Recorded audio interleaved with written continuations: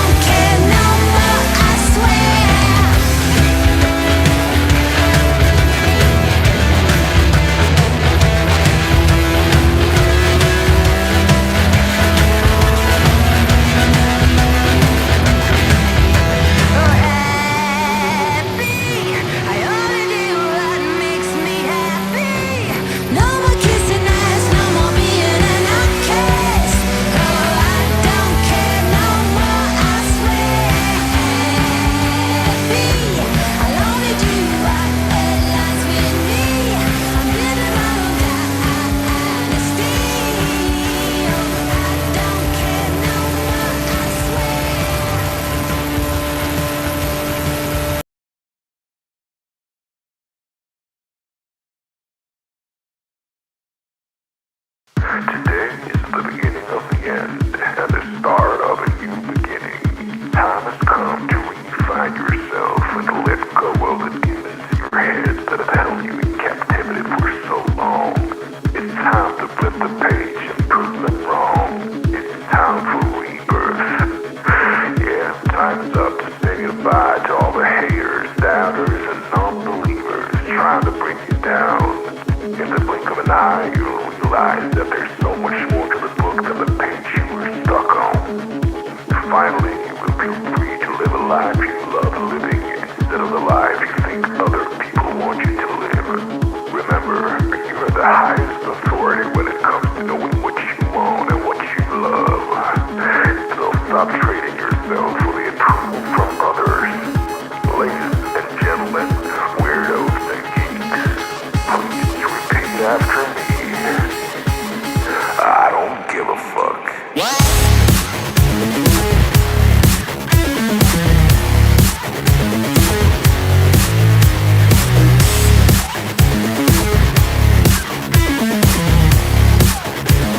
I don't give a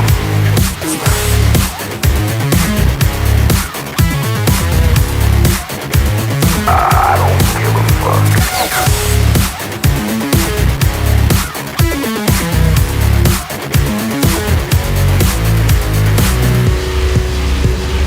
I don't give a fuck.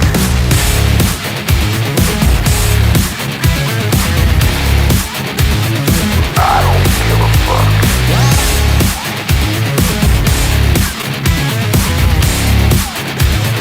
I don't give a fuck.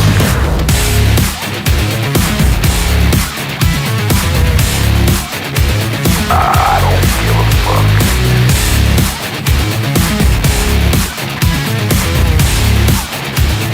I don't give a fuck. It's time to start doing the right thing. So trust your instinct, stop listening to others, and own your decisions.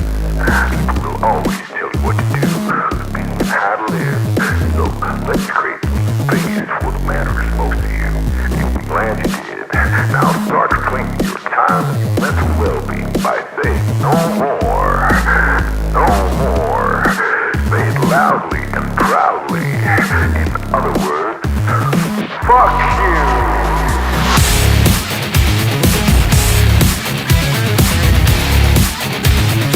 I don't give a fuck.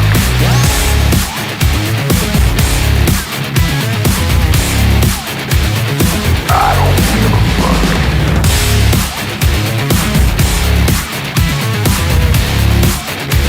I don't give a fuck.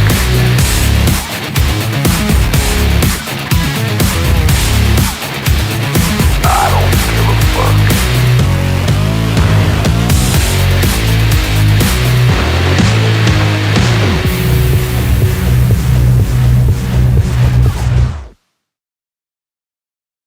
Target acquired. Eagle 1, first strike, you have permission to engage the target.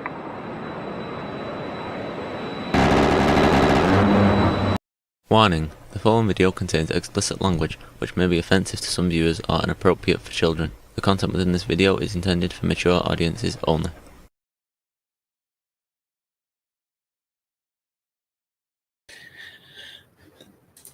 That's right, folks.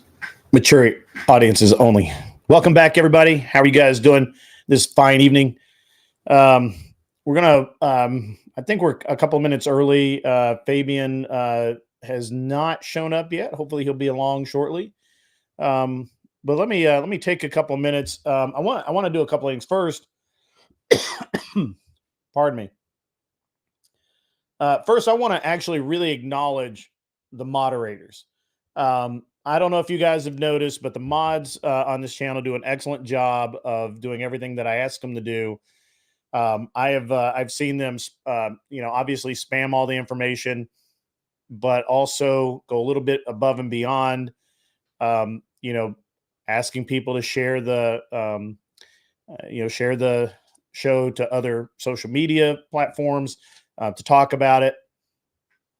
All those sorts of things. So I want to really take the opportunity to thank the mods, and hopefully they've hopefully they feel appreciated. I know it can be a sucky kind of job to do sometimes because, well, I mean, let's face it, people suck, and you have to deal with people. So hopefully, they enjoy what they're doing and they're getting something out of it. And I just wanted to really point that out. I've noticed it. I didn't want them to think that I wasn't noticing it. And one of the interesting things I think is that we're one of the few channels where if someone comes into our space, I'm still a little coffee, guys. If somebody comes into our space, they come on the show.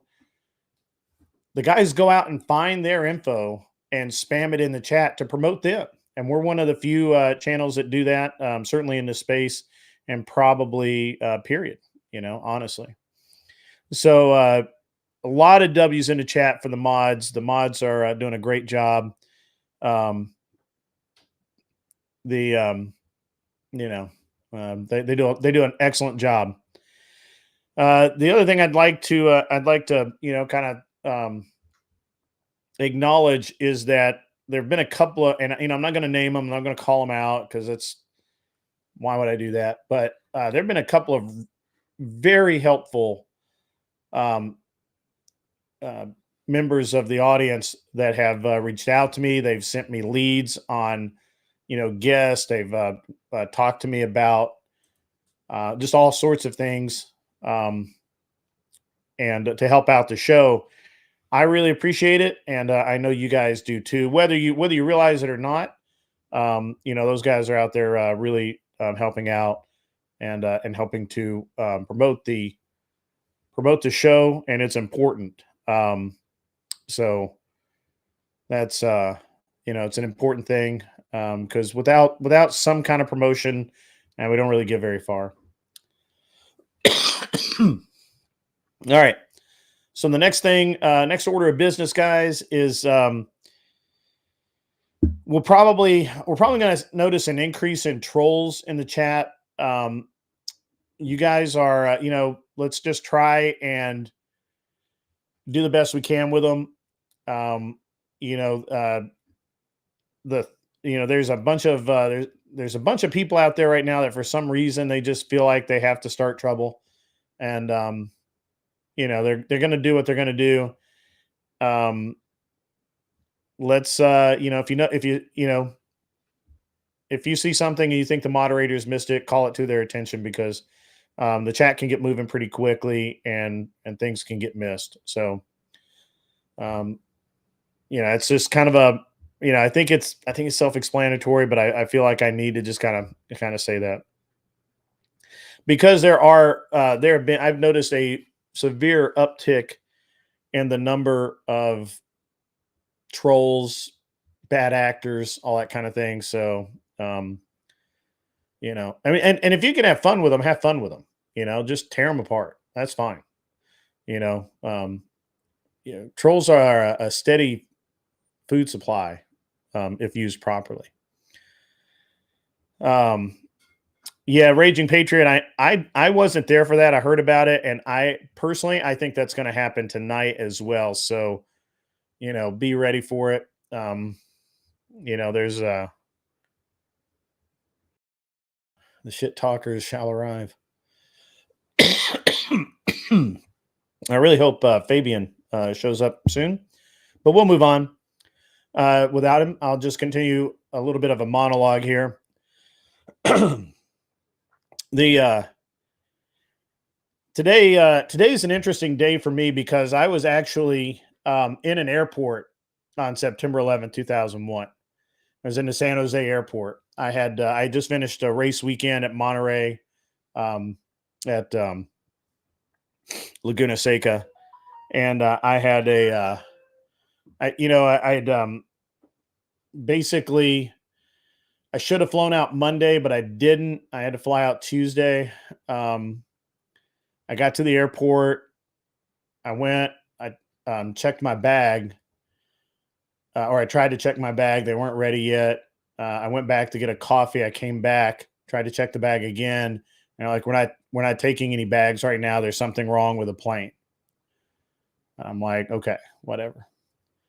I go back. I'm drinking my Starbucks, and because of the time difference between New York and California, I'm watching the plane hit the towers, and all of the things that followed.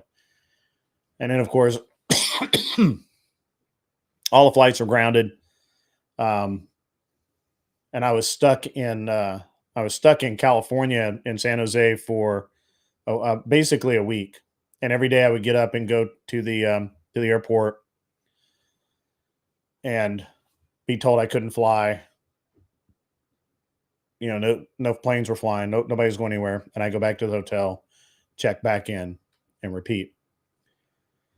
And it was an interesting week for so many people. You couldn't rent a car. All the cars had been rented. People were trying to get home as best they could. No airplanes were flying. Even civilian private planes were grounded. And it's interesting to have watched something in history that people today are just kind of not really paying attention to. It's been long enough now that for the most part, it's sort of forgotten, and it shouldn't be. It was a very horrible thing that happened, and it changed the landscape of the world, to be honest. So,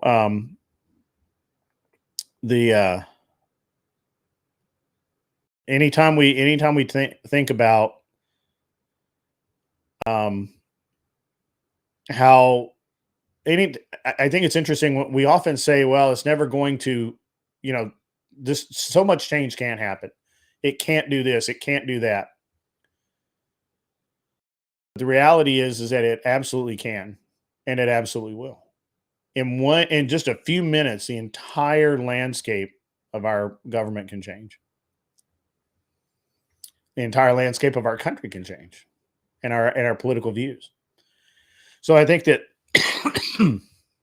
guys, I'm really sorry for the coughing. I seem to be coughing a little more lately. I may have talked too much earlier today, so I apologize that that's happening.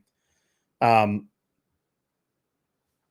that's that's kind of my September 11th memory, and every year I think about how I was stuck across country, no way home. Running out of cash, right? Because I only had so much. I actually had to have the hotel. The hotel was nice enough to give me a ride to a bank where I could withdraw some money so that I could continue to stay in the hotel, because they weren't taking credit cards. So it was just an interesting week, and the weeks that followed were even more interesting. Prior to that, I didn't even I had a bag of tools that I had as a carry-on. I carried a pocket knife on the plane. Didn't think anything about it. After that, everything changed, and it's never gotten better. We are not safer, and it is not better. And that's just, I guess that's kind of all I really can say about that.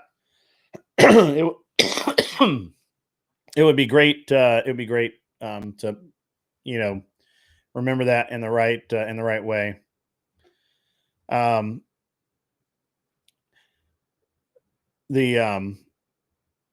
So that's kind of my memory of that. Welcome to all of the new people in the chat. For those of you guys who this is your first time here, or maybe you've only glancingly come in.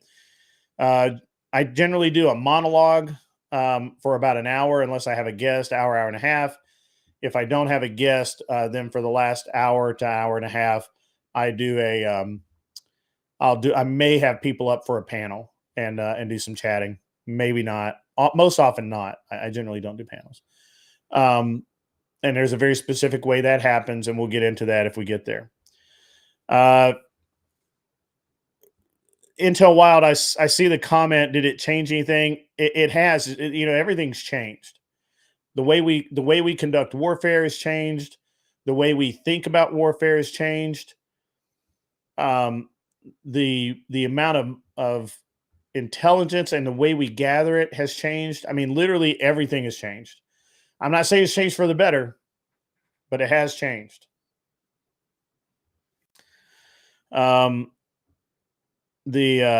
So what else? Who else? Vincent De Leon, welcome. Good to see you. Good to see you in the chat. And well, I was hoping Fabian would make it. He may still, wander in. He may just be busy. He is a busy guy, and I know that he's working really hard right now to get ahead. I think he's I think he's moved or something. I don't know. I'm not really sure. So, all right. So, moving on, we'll talk about something else. Yeah, seriously, Shelby, thank you for the gifted memberships. Thank you so much. Imperius is in the house tonight. Look at that. Imperius is here. We're going to find out who's here, I guess, for sure.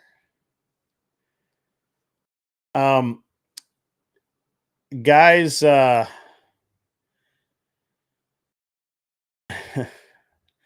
welcome to all of the people who are watching the show.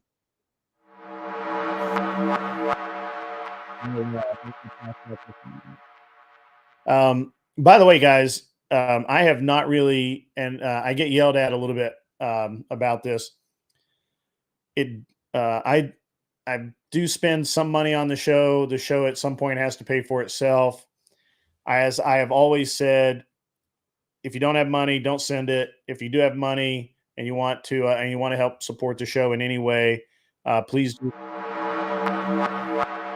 I would prefer that you support the show through a TTS. First of all, YouTube doesn't take 30% of that, and I think the TTS is cool. The TTS triggers at I think $10 or $20. So it's very low, and you can do the TTS, but you can contribute $1. You can contribute whatever.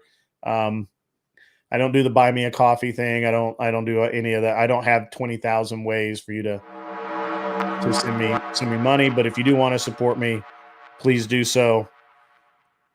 And I will be most appreciative of that. So yeah. And let's see what else, what other kind of little small business do we need to get into before I launch into the show that I was going to do with a guest, but it's all right. Do you like that I changed the background?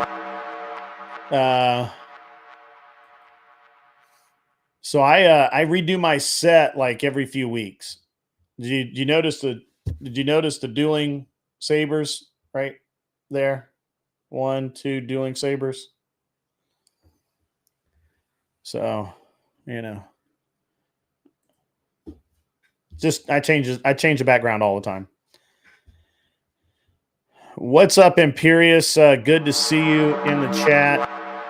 Callum McLeod of the Clan McLeod is in the house. Good to see all of you fine folks out there. Good to see you. Good to see you. All right, guys. I made fun of the women that decorate the workplace. Your background evolution is taking the cake on it. So I don't know how to do set arrangement. This is the best I can do, Arthur Dyer. That was the wrong button.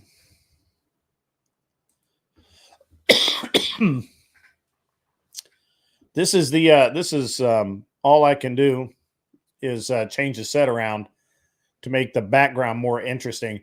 If it were up to me, it would be a plain white wall. However, I have been told that a plain white wall is quite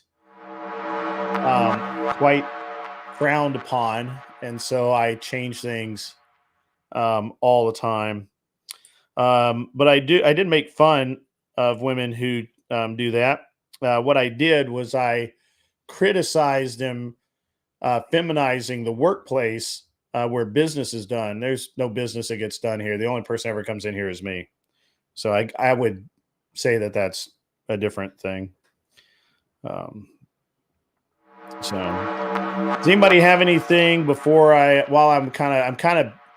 to say it, I'm kind of tap dancing around waiting to see if the guest will come in. Does anybody have anything that that they may want to? There you go. You might have anything that they might want to talk about. I'm open for subject matter.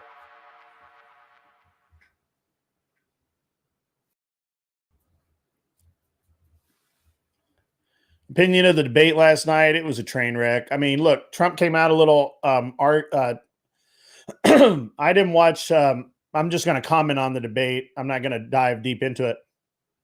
I think Trump came out a little too hard, too fast. I think that he, for the most part, I think he did okay. I do believe that once again, the Democrats have violated the rules of the debate and had a earpiece on the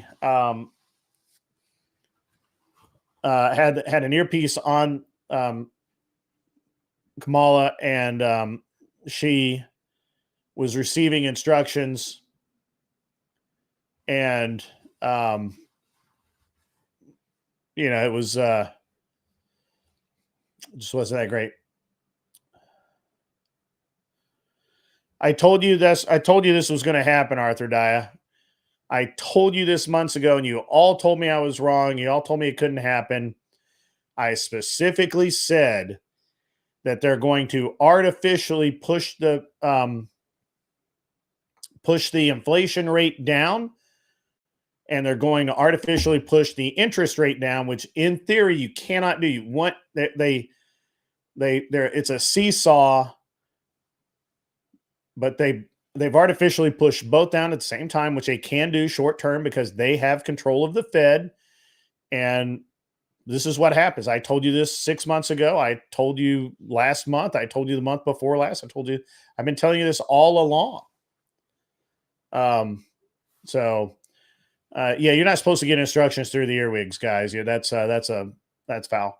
I thought that I don't know. I thought the debate was I thought it was terrible. I mean, I feel like that Trump made a mistake in agreeing to the terms of the debate.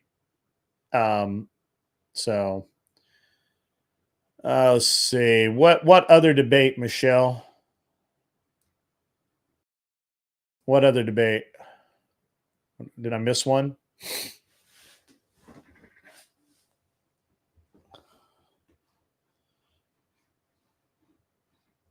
Did I miss a debate? That wasn't a debate. So I watched that on the Crucible.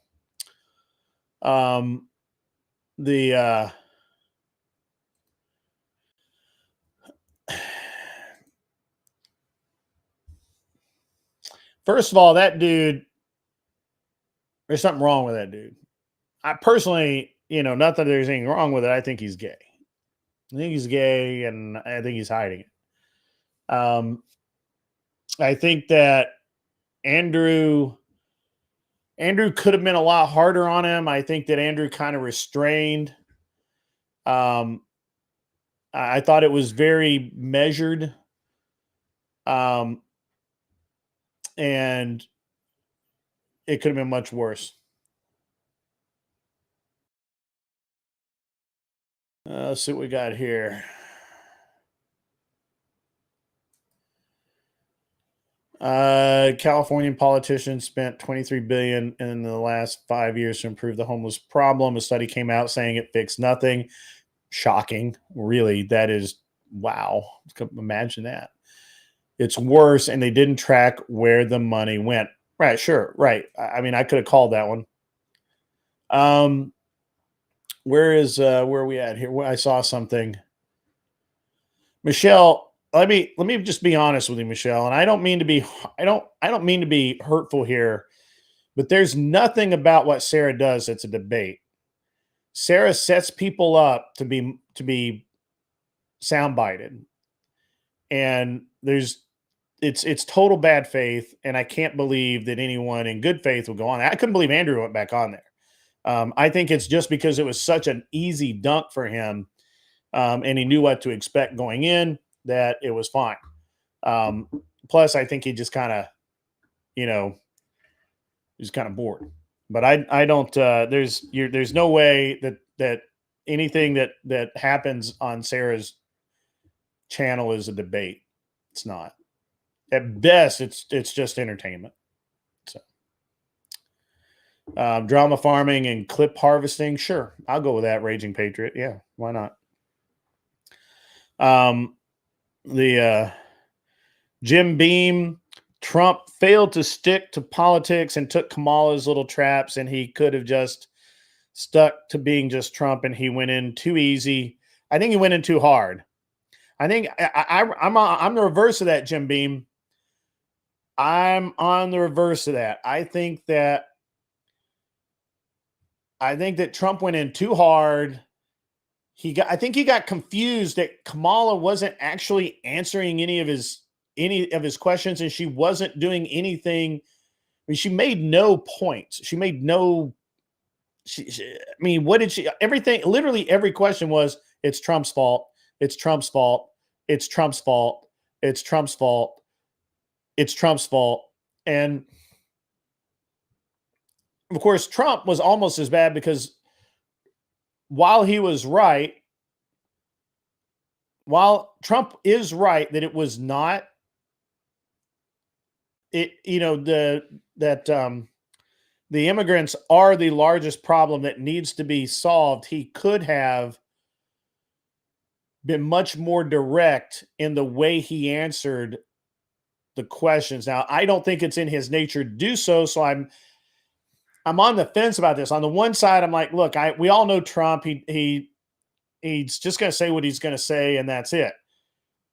I think he could have used, 5-word answers and done way better. And honestly, if he had done that and put the onus back on her, if he had just basically put it back on Camel Toe, it would have been a lot better.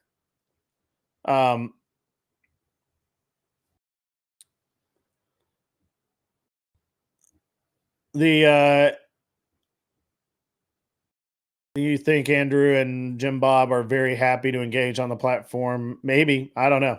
But it's not a debate. So,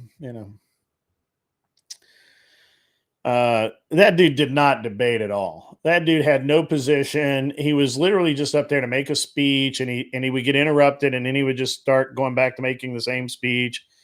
And then he had this whole thing about he's anti-lesbian or something. I don't know. That's true. She did fall for several traps. I agree with that. But the problem is they were too nuanced, Mr. That's the problem. You're not dealing with people that read debates and follow debates. You're dealing with the American people, and that's not. That's it. Two Wills. Yeah, it's. I changed the set last week. So yep.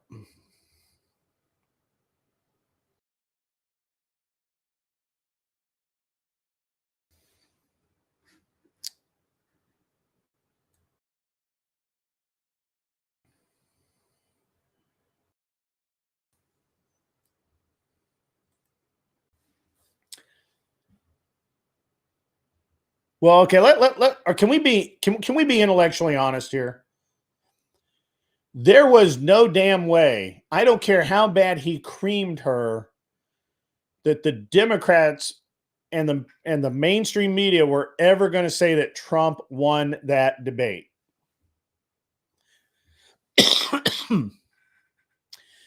They didn't even admit Trump won the debate when Biden couldn't even form a coherent answer. I mean, come on, guys. I mean, this should be intellectually honest about it, man. I mean, look, it is what it is. The best thing is that what it did was it kind of made the Democrats feel relaxed enough to expose part of their strategy and their plan, and hopefully that works out.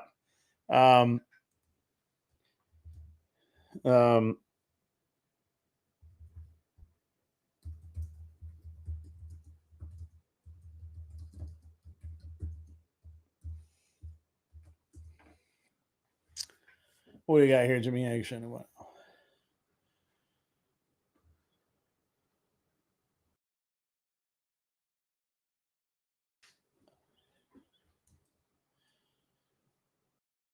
I'm really surprised that anyone thinks Trump. I'm surprised that anyone said Trump won publicly, just because the press has been nothing but Kamala won, Kamala won, Kamala won, Kamala won. Arthur Daya, Kamala had an earpiece in. It's hard not to be prepared when you literally have somebody sitting there telling you what to say. It's easier than a teleprompter.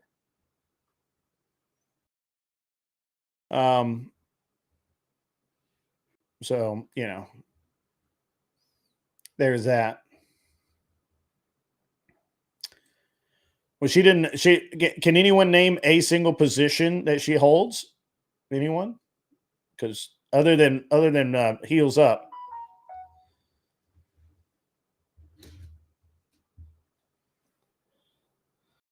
Other than heels up, is there anybody have any position?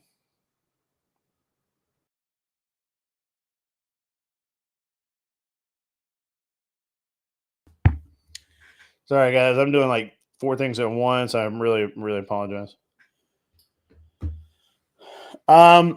So there was earlier today, there was a guy who released a picture of the jewelry that she was wearing, exact match, and that jewelry is actually an earpiece. It's like a covert earpiece kind of thing for people when they go out into fancy parties and shit. So yeah, she never gave real answers. No, the only position that I can say she stated even close was her stance of trying to push Roe v. Yeah. Well, the thing is that Roe v. Wade is a state's issue, so I don't know what I don't know why she even brought that up. So anyway, it's heels up, Harris, like wheels up, but heels up. So. All right. Very interesting. A lot of interesting stuff in the news. A lot of interesting things going on. A lot of stuff. It's the season that never stops giving. Well, I think the interesting thing is her plan to build. What did she say? 3,000 houses, and give $25,000 to home buyers for down payment. What? That doesn't make any damn sense whatsoever. This is really dumb. Arthur Daya, she had said that she wants to give $25,000. So, well, here's the thing, and I realized this today, guys. I don't believe that most of the. I think the way they're treating the illegals has a high potential to backfire. And I say this because you have basically, if I had to segregate them into 2 groups, you have the illegals that come here wanting a better life, wanting to get a job, and wanting to make something of themselves. And then you have the criminals. The criminals aren't going to vote, and they're not going to want to get ID, and they're not going to want any of this bullshit. All they're going to want is to not go to jail. That's it. That's what criminals do. So when you have the other side, the people who want to get their kids in school, who want to become citizens, who want a path to being able to sleep at night without worrying about INS showing up, throwing them out of the country. I think those illegals, those immigrants, those foreign nationals, which is what we really ought to call them, they're foreign nationals, are likely to turn around once they see that they're being used, which they do. They're not stupid. Once they see they're being used and that they have a better chance of actually getting something real by electing someone like Trump, who will actually do something to help solve the problem, if it means sending the bad ones back, it could really, really turn around and bite them. The same way that the Cuban, the Cuban refugees bit them back in the late 70s and early 80s up into the mid 80s. Because originally, the Dems were all for, giving them handouts and everything else, expecting them to be good, loyal Dem voters. But these people, they're more based than you think. And I think that it could become a thorn in the side of the Democrats. Arthur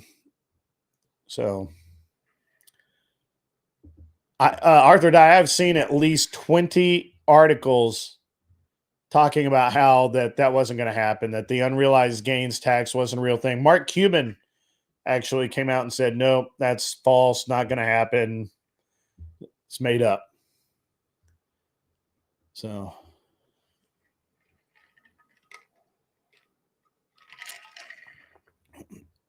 this is actually a really good discussion. I like it. So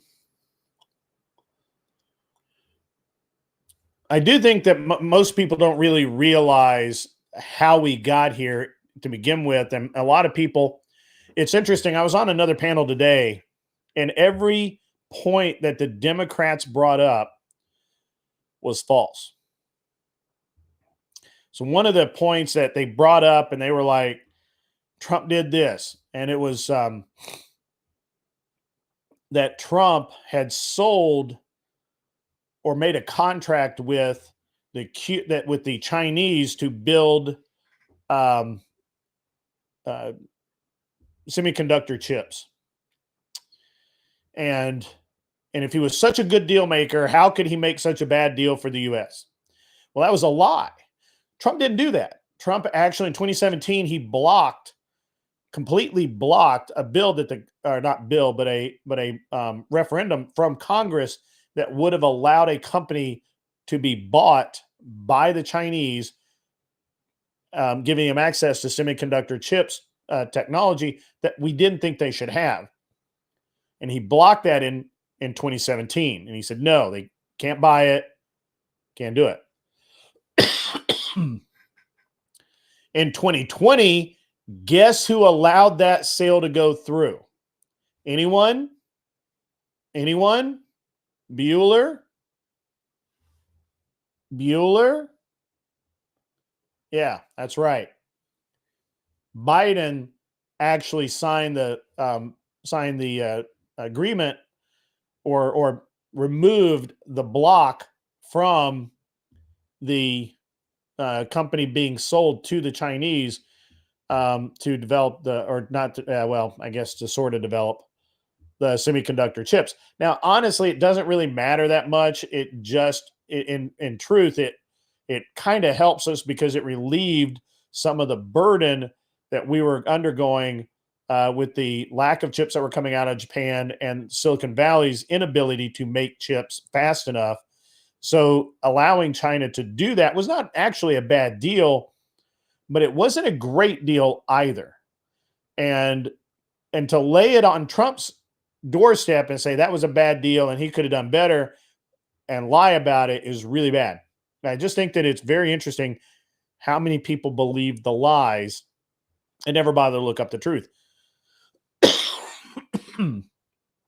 Another thing I've heard from a lot of Democrats lately is No one really cares about the illegal immigrants. It's not the issue that the conservatives think that it is.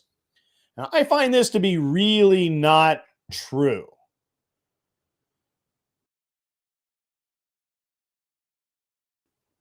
Hear me out. When we're sitting here and talking honestly about how the world works, and we want to start talking about international trade, and we want to talk about why people want to move here illegally or take their chances or any of that sort of thing.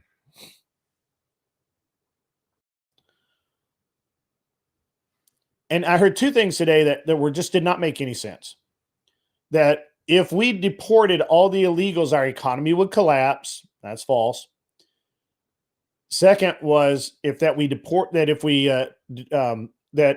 most of the illegals here actually have just overstayed their visas, and it's not the problem that the conservatives say that it is.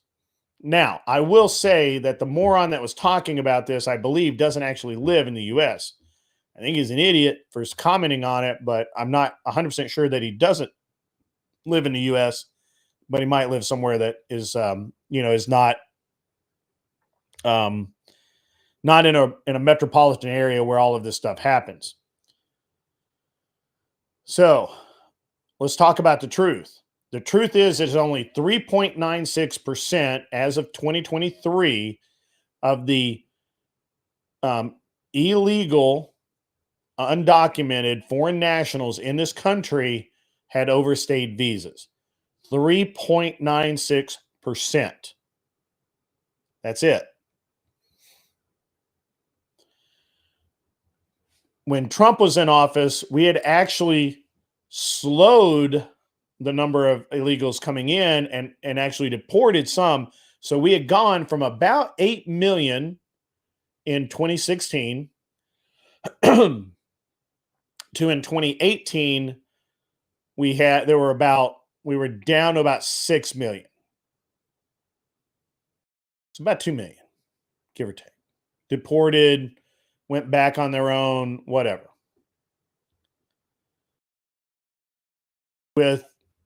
So that's good, right? That was progress. We were headed in the right direction. Now I'm getting this from the Department of Immigration, so it's their numbers, not mine. I'm assuming that they're putting the best possible light on this. I'm sure they're more accurate numbers. I'm just not, I'm not caring. I'm not going to go look for them. So between 2020 and 2024, we went from 8 million illegals in the country that we knew about, or the rough estimate, to over 12 million. It gives us 12 million illegal immigrants in the U.S. That's 1 million a year since Biden's been in office. Most of these are people who are not vetted. They are not people who overstay their visas. They are not, for the most part, families. So when Trump was in office, the 6 million undocumented foreign nationals that were in the country at that time, most of them were families. Not all of them, obviously, but the largest majority were families that had come here and were establishing life. And Trump even made a few speeches about how he didn't want to separate those families and that he actually wanted to get the families together. If you remember, talking about intervening on the child's behalf, where these coyotes would try and sex traffic these girls and young boys from Mexico up through the southern border, claiming that they were their children.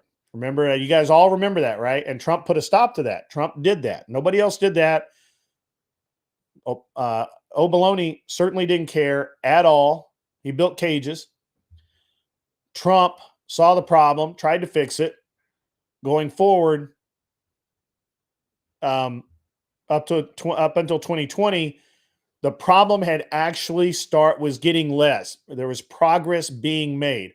This is an important thing to remember, guys. When people talk about this, the immigration of foreign nationals to this country, progress was being made under Trump. From 8 to 6 million. 2 million people. That's a lot. That's a lot of people to drop down. Under Biden, we've gone to 12. So that's actually technically 6 million. He's doubled the number of undocumented foreign nationals in the country. He's doubled it in 4 years. And the vast majority of those are not families. They're military age males or they're underage children that are being trafficked. These are facts. You can go look at the Border Service websites. I don't need to argue about it. It's just what it is. They're not families coming across the border looking for asylum. They're not young mothers with children trying to run away from abusive husbands like the feminists want us to believe. These are military-age males.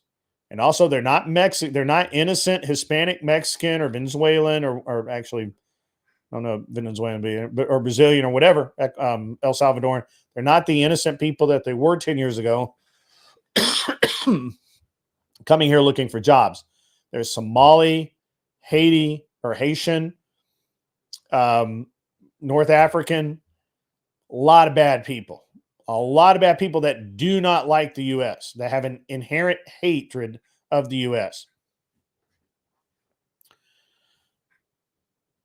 So, yes, we need to deport all those people. We got to get them out of the country.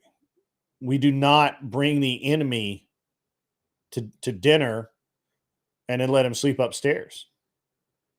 We don't do that. It's not smart. And this is where the Democrats that I was talking to today consistently fell apart. This is where their arguments fall apart. They have to lie to themselves to be able to say with a straight face the nonsense that they say. This is all lies. And when you face them with the truth, all they can do is spurg out and yell at you and talk over you and basically act like they're, they have nothing else to do. Pardon me again. I'm sorry, guys. So, and actually, I tried to have a discussion with the group today. I think some of you guys were in the chat when it was happening.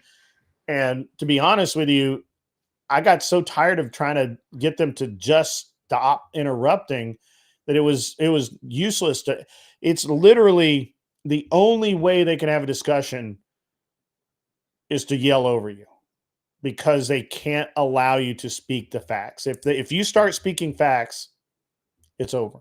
It's over 100%.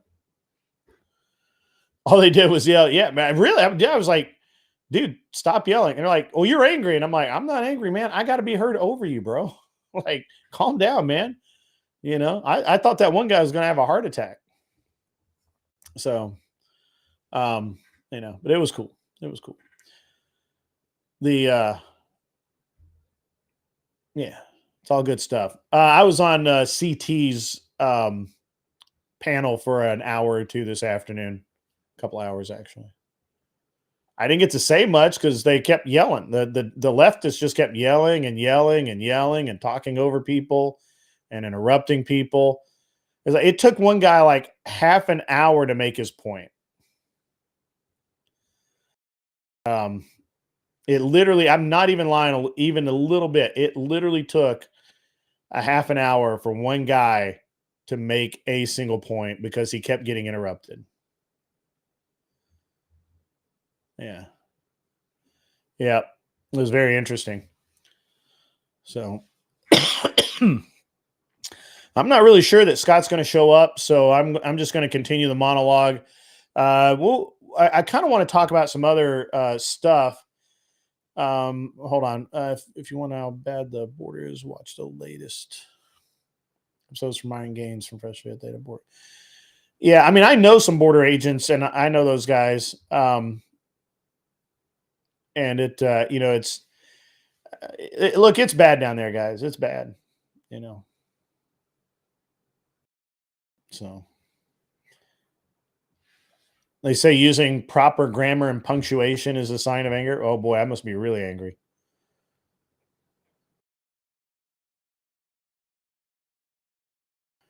Yeah. Yeah, it really was serene. It's funny because I asked the one guy if he was stupid and he thought I was attacking him. I'm like, no, really, I want to know. I really need to know the intellectual ability that I'm facing here. Are you done? Are you literally stupid? Do you not understand what I'm saying? Do you not understand the concepts that I'm talking about? Because it's just it's unbelievable. So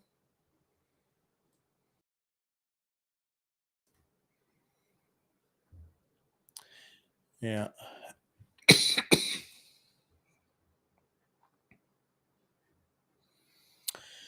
You shouldn't tell, there's one guy you shouldn't tell it to.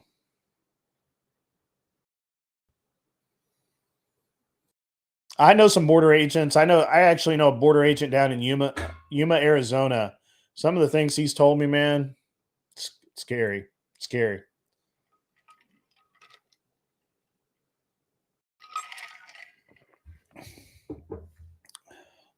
So well, I'm not going to get into that. What do I want to talk about? Massive amounts of cartel? Sure. That's true. So the mental patient thing was like 10 or 15 years ago. I don't know that. So the thing is, I don't think actually very many Mexicans are actually coming across. I really believe that most of the people who are coming across the border now are coming from either South America, Colombia, Venezuela, El Salvador, Brazil. They're coming from those places, but a lot of them are coming over on ships from Africa.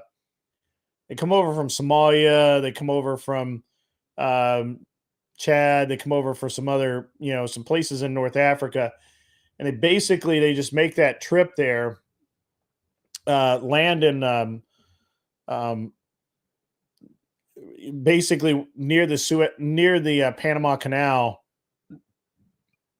and then just just roll right up through Central America, and the Mexicans don't do anything to stop them, and that's a really interesting. It's a very interesting thing, in my opinion.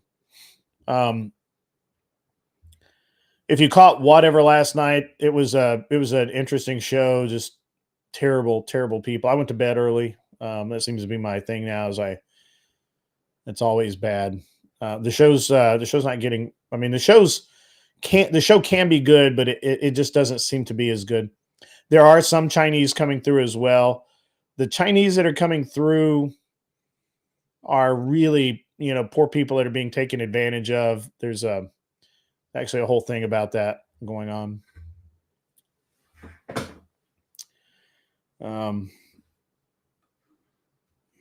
Yeah. Alrighty, what shall we talk about? Well, I don't want to talk about any of the drama nonsense. That's just crazy.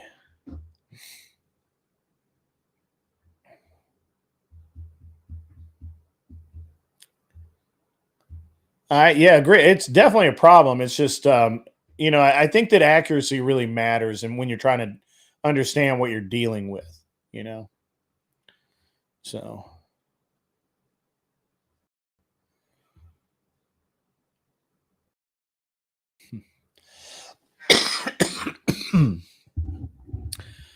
Well, I guess let's see what time it is.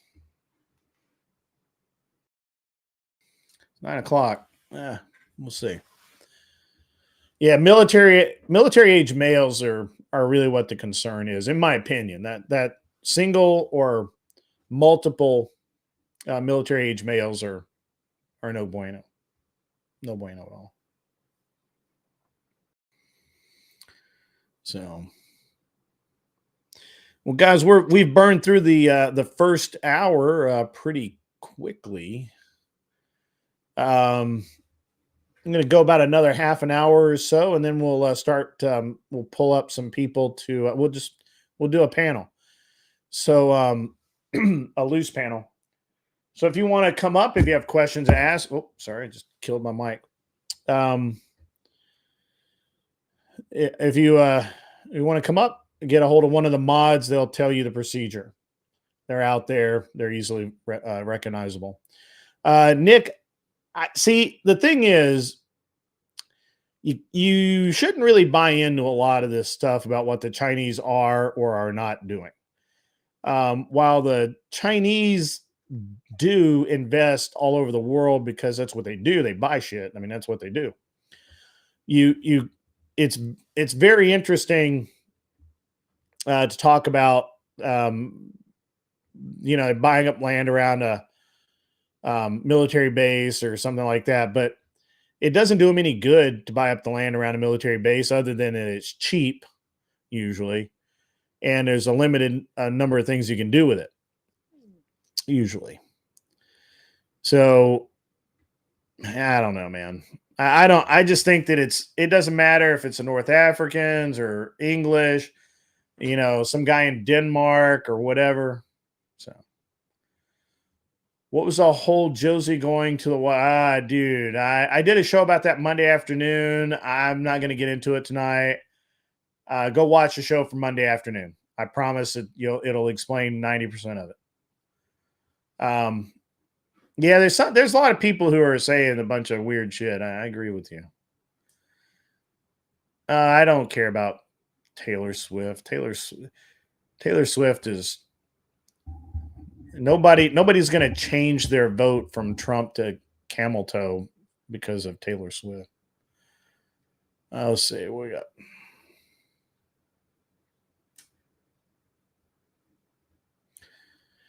How do we know this? I don't believe this. I don't believe this. I need you to give me some I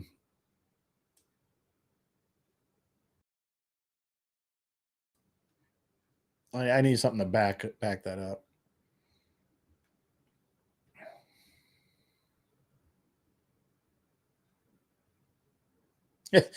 TS has honesty issues. That's funny. CIA op could be trailer. I think it's Trailer Park Swift personally, but that's just me. I'm sorry. She just most of the time she looks like she stepped out of a trailer park. I hate to tell you that. Yeah, I don't appeal. I don't know that it's accurate to say that most young women are leaning towards Kamala. I think that's listening to the press.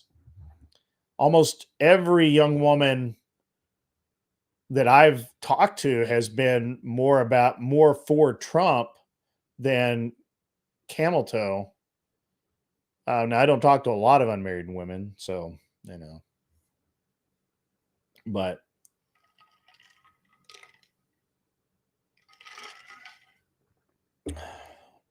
and I'm in a red state, so I'm not around a bunch of weirdos all the time. So I don't know that I buy that. Yeah, I don't know. I don't know that I buy that. Intel Wild, Mark Cuban is a Swiftie. That tells me all I need to know about that.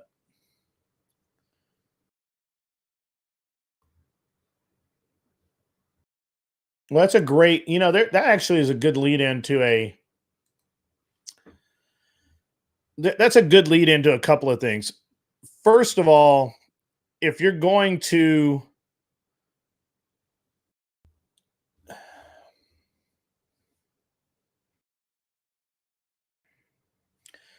right, first, if we're going to talk about, we want to talk about the big cities going, the big cities having this massive population of Swifties. Well, who cares? The thing is that the cities that you're talking about were going to go blue anyway.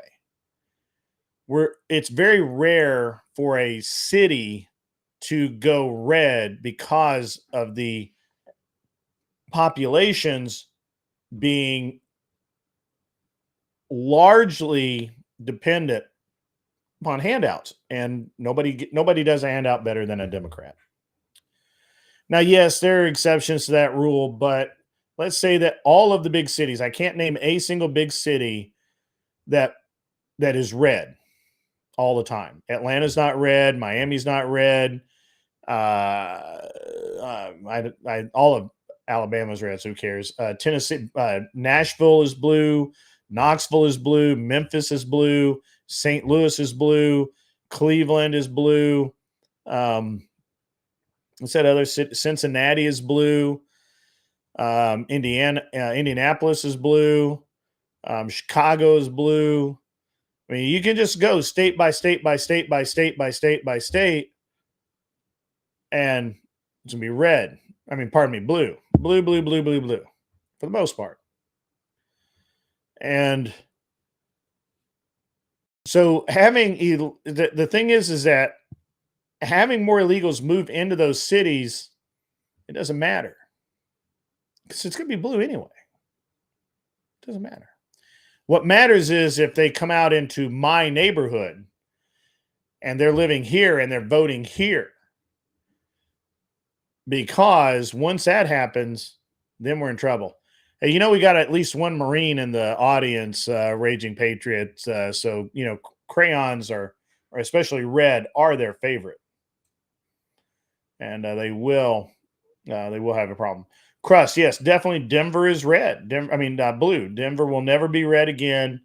It's absolutely, it borders upon insanity that Denver will ever be red again, ever. In my lifetime, at least. Guys, if you want to come up and be on we'll do a quick panel. If you want to come up, get with one of the moderators. I do not have any special topics tonight. The only thing that I will say is that there'll be no shenanigans tonight. So, no shenanigans. All right. Anyway, so, and I actually need to give the mods the link. Where's my...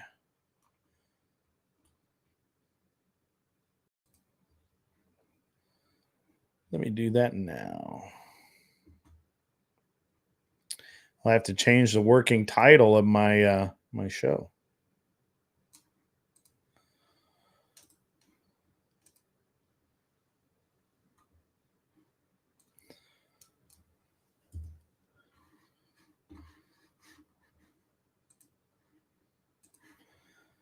All right. To be thinking of some subjects, guys, while I do small things. Vincent DeLeon, if you are still in the chat, you're welcome to come up. Get a mod. Where's my mod at? There we go.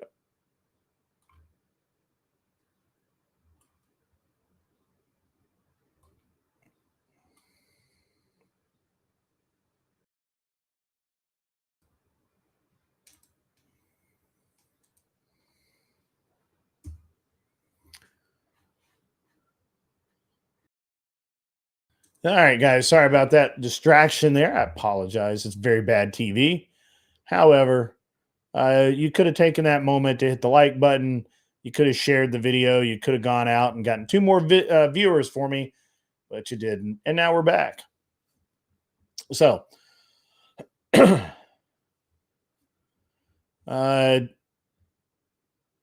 handle IVF regulation. What's there to handle? I don't understand the question.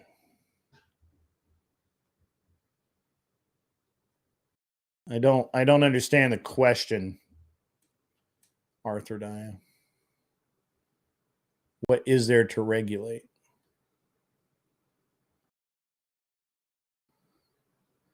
I don't know what happened to Fabian Liberty. He is on, or at least he's on Discord. He's not answering.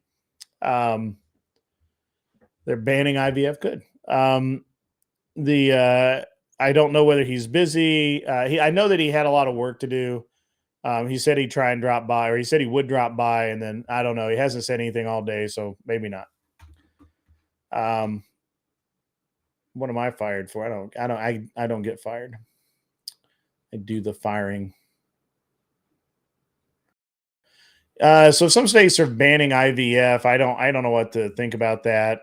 Which states exactly are banning IVF?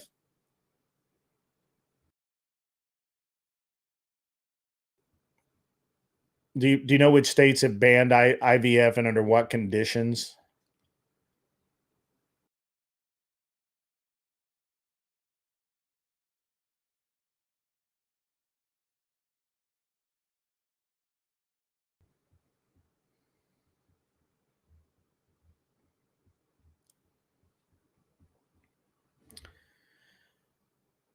I don't know. I mean, I need more information, Arthur Daya. Type faster.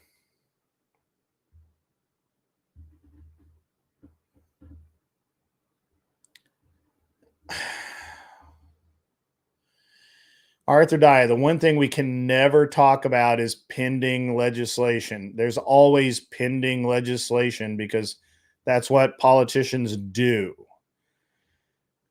Until it's literally up for a vote, I don't know. Alabama's banned it. Interesting. I believe that, though. That's a very religious state.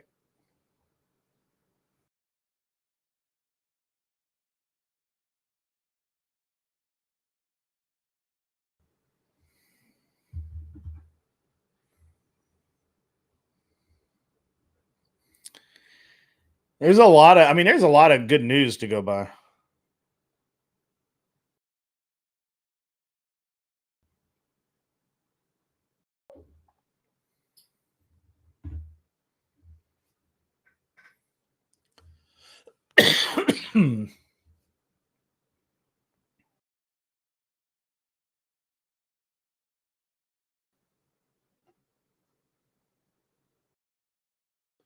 So are they banning all? Let me hang on. I got to look into this. Give me 1 sec. I'll read this. I want to know. Now you got me curious.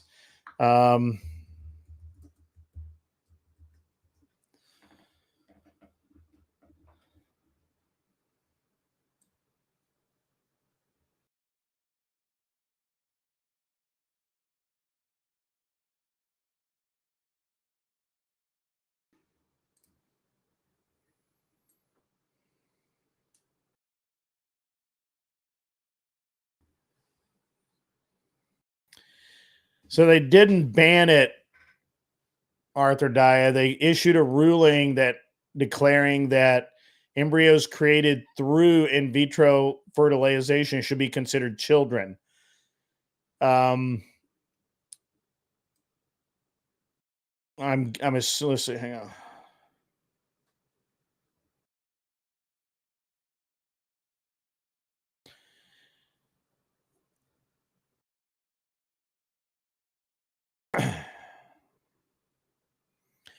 All right, so this is the bullshit I'm talking about right here. Right here. This is the bullshit. They're not banning IVF, Arthur Daya. It's not, it doesn't ban IVF. It controls it. It basically says you can't freeze 20 embryos at one time and have one kid, and maybe 10 years from now, you come back and have another one. I agree with that. That's dumb. Don't do that. This is not how it's not how it is. What happened? What actually caused this case and the rule is they were cryopreserved at the clinic. A patient of that hospital entered the clinic's preservation unit and opened one of the tanks, where they were stored. When he put his hand in and grabbed some of the embryos, he burned himself and dropped the embryos, which hit the ground and were destroyed. The couples brought lawsuits against the facility. One of the lawsuits is for negligence, blah, blah, blah. Other lawsuit, blah, blah, blah. Wrongful death of a minor act, blah, blah, blah. Right. Okay.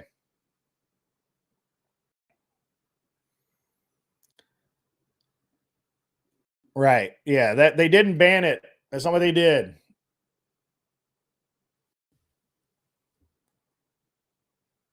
They didn't ban it, Arthur Daya. All they did was they basically right now what they said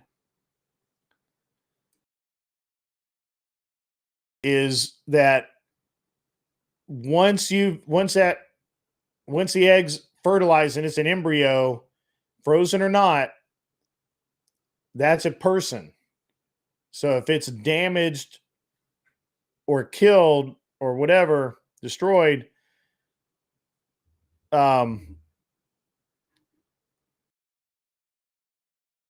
that means that the parents can sue the clinic. They can sue the person who did it.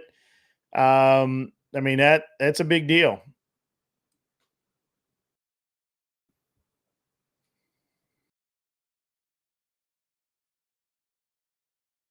But they did not ban it.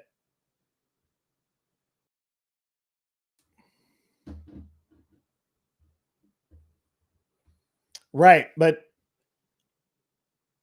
I think what Alabama is saying is that you're free to do that, but if you do and you store them and something happens, then that facility is responsible for that. Sure, that's probably fine. I think it doesn't really clarify whether they can destroy them. Yeah,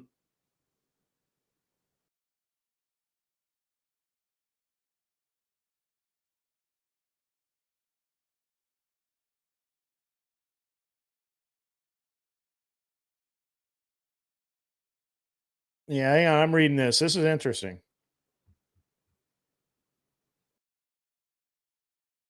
So basically,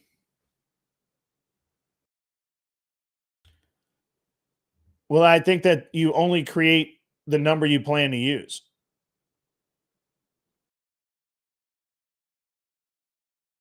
That, or you store them and you sign a release that if something happens, you're not going to sue.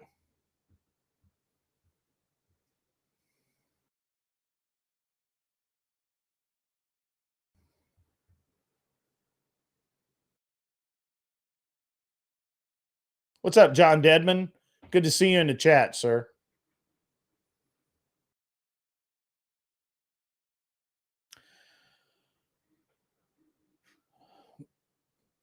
Why is that, Arthur Daya?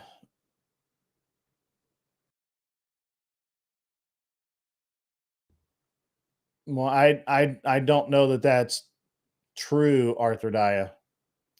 I think it's more convenient to do 4 or 10 instead of 1.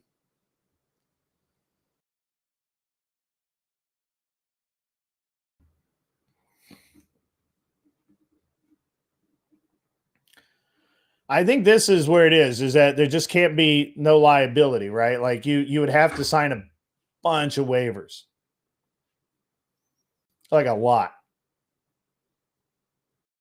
Like you'd have to have a lot of waivers. But that's not what the law says. The law does not ban it. It just makes the clinic liable for the if they're storing them and something happens. Basically, that's what it does.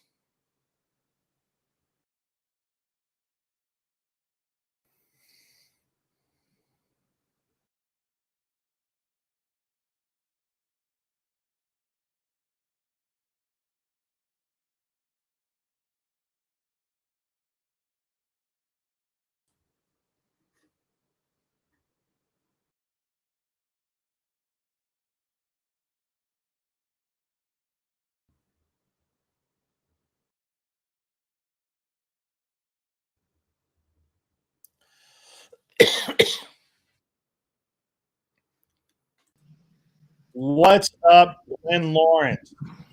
What is up? You have to mute your mic, sir. Can you hear me? Mic check 1 2 1 2.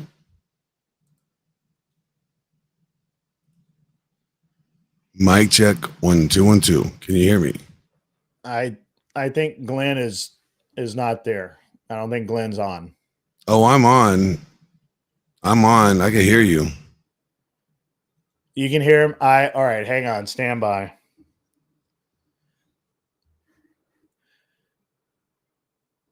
Try again, Glenn. 1 2 1 2. Mic check. I just turned the volume down all the way. I don't know why I do that. I have a real thing about turning the volume all the way down, and I'm like, what? Can't hear a thing. All right, that's cool. What's up, dude? Not much. What are you talking about? Well, I was supposed to have Fabian Liberty on tonight. He said last night that he would make it on, but I'm assuming that he got busy. Something came up. He might pop on later, but I doubt it. Yes, Raging Patriot, please send Boomer or damn Boomer tech support down here. Send those guys. Yeah, we need that Boomer tech support ASAP. And it's damn Boomer tech support. Need that damn Boomer tech. Got. Yeah. Yes, sir. So are we talking about, our the first real black president, Trump? I've heard that he is only black from the waist down. What's up, John Smith? Good to see you, man. You can come up if you want. He's had some, if anybody understands the black man's struggle, it'll be Trump. That's true. He's from New York. He got felonies. He got baby mamas. He has child support. His dad kicked him out of the house and told him he got problems with the law. I think it's safe to say Trump's our first real black president. Yeah, it could be. And you would think all these people would want a man that's inclusive like that knows the black experience, but apparently not. Well, Arthur Daya and Clover Tack, they're not talking about the eggs that don't take in the womb. They're talking about the storage of the eggs after that they have a viable pregnancy and storing the eggs after that. The facility, if they damage them or kill, whatever, they're liable for that. So there you go. Pardon me. All right. I'm sorry, Glenn. Oh, no worries. We're raging about in IVF. Oh, test tube babies. Yeah. Think about the whole test tube baby thing is weird to me. It's weird. I have a friend of mine that did it, and it was like the only way that they could get pregnant. I get it. I get it. Like for some people, it's the only way things could work. And I'm like, cool, no problem. It's just weird. Yeah. You know what I'm saying? It's like weird science. You know what I'm saying? What if the science experiment goes wrong? And it looks like it's a normal baby, but next thing you know, it like grows a third nipple on the forehead or something. And it's because they cross-spliced the genetics. The next thing you know, it's like, hold on, I gotta respond to Clover Tech. I'm not saying that. I get it. You need to put 8 eggs in there to make sure one takes. What they're talking about is that after you have a viable pregnancy, the extra eggs that are being stored for future use, then those are still considered viable embryos. And if they're being stored and something happens to those eggs, the parents can sue, or the parents of that child can sue under the Alabama law, can sue for wrongful death of a minor. That's what I'm saying. So once you are pregnant, you got to deal with it. You got to deal with this up front, on the front end. You can't say I'm going to store 20 eggs or 100 eggs or whatever, because possibly down the road, we're going to do it again. You can't do that. You can't, not in not the way it is. Yeah, I understand you can sue under property, but the Alabama law changes that to where you can sue them for wrongful death of a minor. I don't know. I don't know. I don't have the answer to that. Ask Alabama. They obviously have a procedure, or maybe they don't. Maybe they haven't figured it out yet. I'm just telling you what the law is. You told me the law is that they banned IVF. That's what you said, but that's not the truth. The fact is you can do IVF all you want. But if the facility storing those eggs accidentally or otherwise destroy the eggs, the parents can sue that facility for wrongful death of a minor.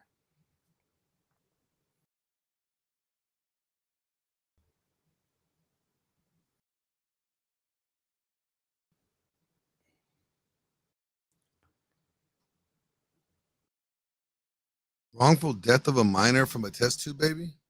Yeah. Well, not even a test tube baby, a fertilized egg that is frozen on ice. So wait a minute. It's not even Arthur in the Dias womb. said, Hold on. It's not even in the womb. It's not even in the womb, and they count that as a baby. But when it's in the womb, it's growing. But when it's in the womb, they don't count that as a baby. Well, in Alabama, this is some bullshit. This is some real bullshit. This is some fuckery going around. In Alabama, they 100% do. They confuse the fuck out of me. So it's if it's not in the womb and it's fertilized in an ice chest in the back of the freezer, it's a baby. But if it's in the womb, it's not a baby. In Alabama, it's the same in both places. I am confused as hell. You know what? This has to be a woman thing, because this only sounds confusing because a woman probably made this shit up. Well, no, actually, Michigan Christian, that's not true. Alabama says that you can, with permission, and the way I'm reading this law, I mean, I had to look it up. I wasn't familiar with it. They basically said that, and this is from John Hopkins expert reviewing the law. Hang on, I got to find that section again. It's fucking a lot of information here.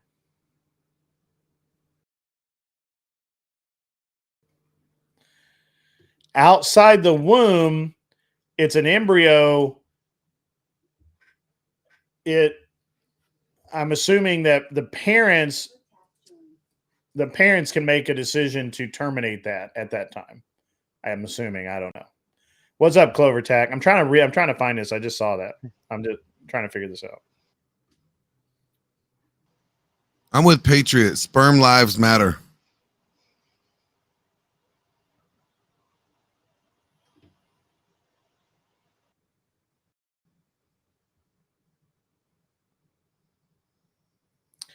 All right. So here's what the IVF treatment centers are concerned about. Is not that the parents asking them to destroy the eggs or the embryos are a problem. It's that the possibility that during the procedure of thawing and transferring the frozen embryos, they may be damaged or destroyed and therefore unable to be successfully transferred. Even fresh embryos may be damaged and not be able to be transferred. So there was real concern about the legal consequences, given that these embryos, these in vitro embryos, have been declared persons under the law in Alabama. So that's why they paused. Pardon me, the IVF. Okay, in Alabama, you said. In Alabama. Okay, but only two clinics. So basically, they're like, whoa, somebody's fucked up here. This is a shitstorm. Let's hit the pause button and figure this out. Is that kind of what you're getting? Well, it's because of a lawsuit. Yeah, I heard the lawsuit, which is bullshit, I think. But still, you said it was a fire, right? No, Oh, I thought you said no. it was a So fire. there are Okay. 3 couples who all underwent IVF treatment at a fertility clinic in Alabama. They all became pregnant and gave birth to healthy babies. As a result of the treatment, they also produced a number of additional embryos. This is standard.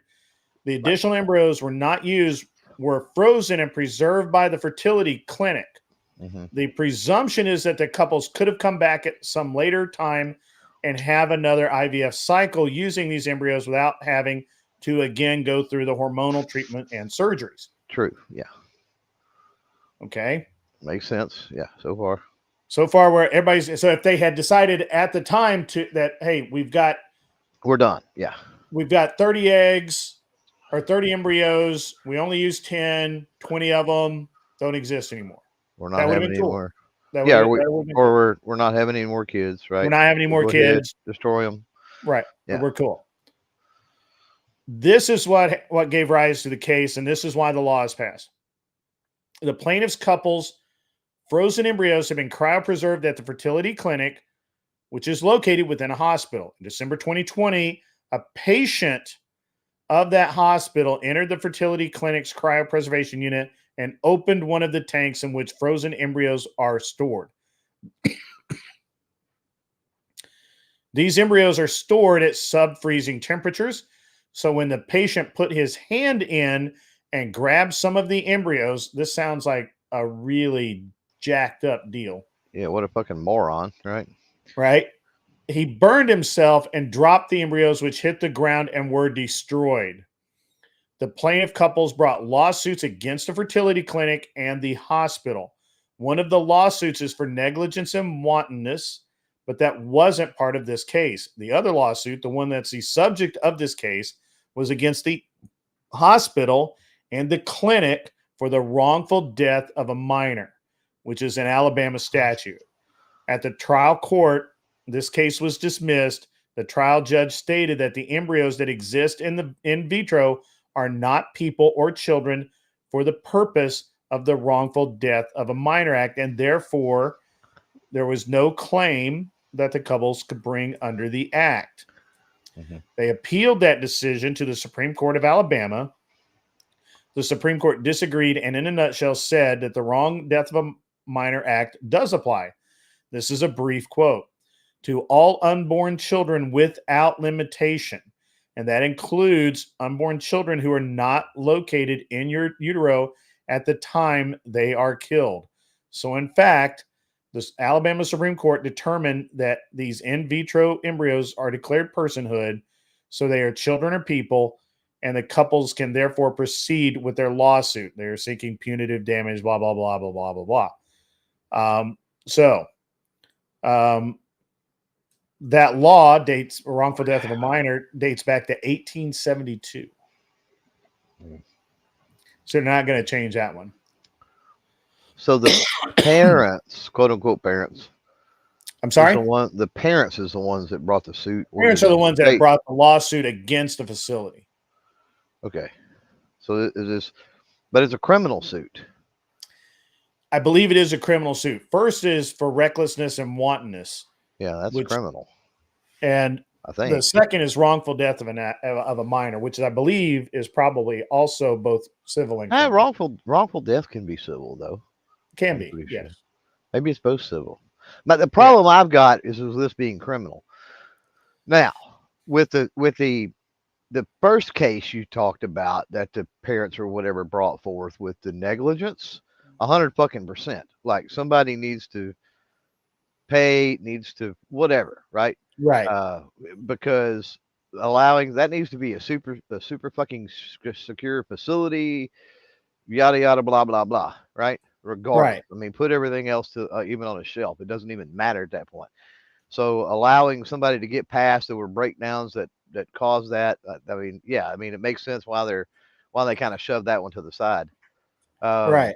Man, the second one is man, that gets nasty because while anything can go wrong, right?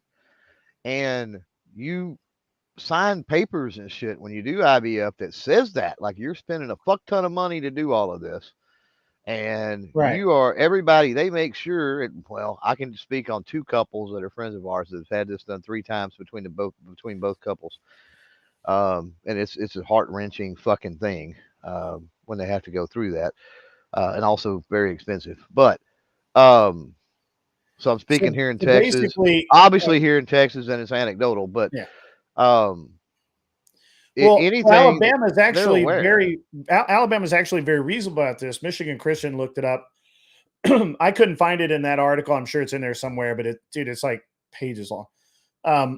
He looked up another article. Originally, he told me I was wrong, but he went back and found a more recent article that Alabama signed a law that basically said that gives immunity to the parents and doctor at the time of before everything's frozen and everything, right? Like, so if you have, if you have extra, you have a choice. You can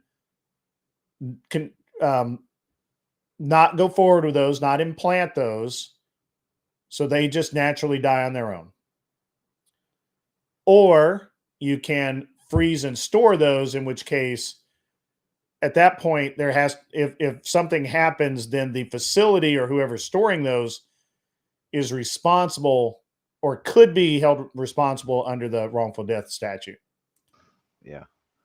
So what you're saying is this thing potentially is opening doors that cause problems. Well, it has opened the door. For absolutely, it opened has. the door.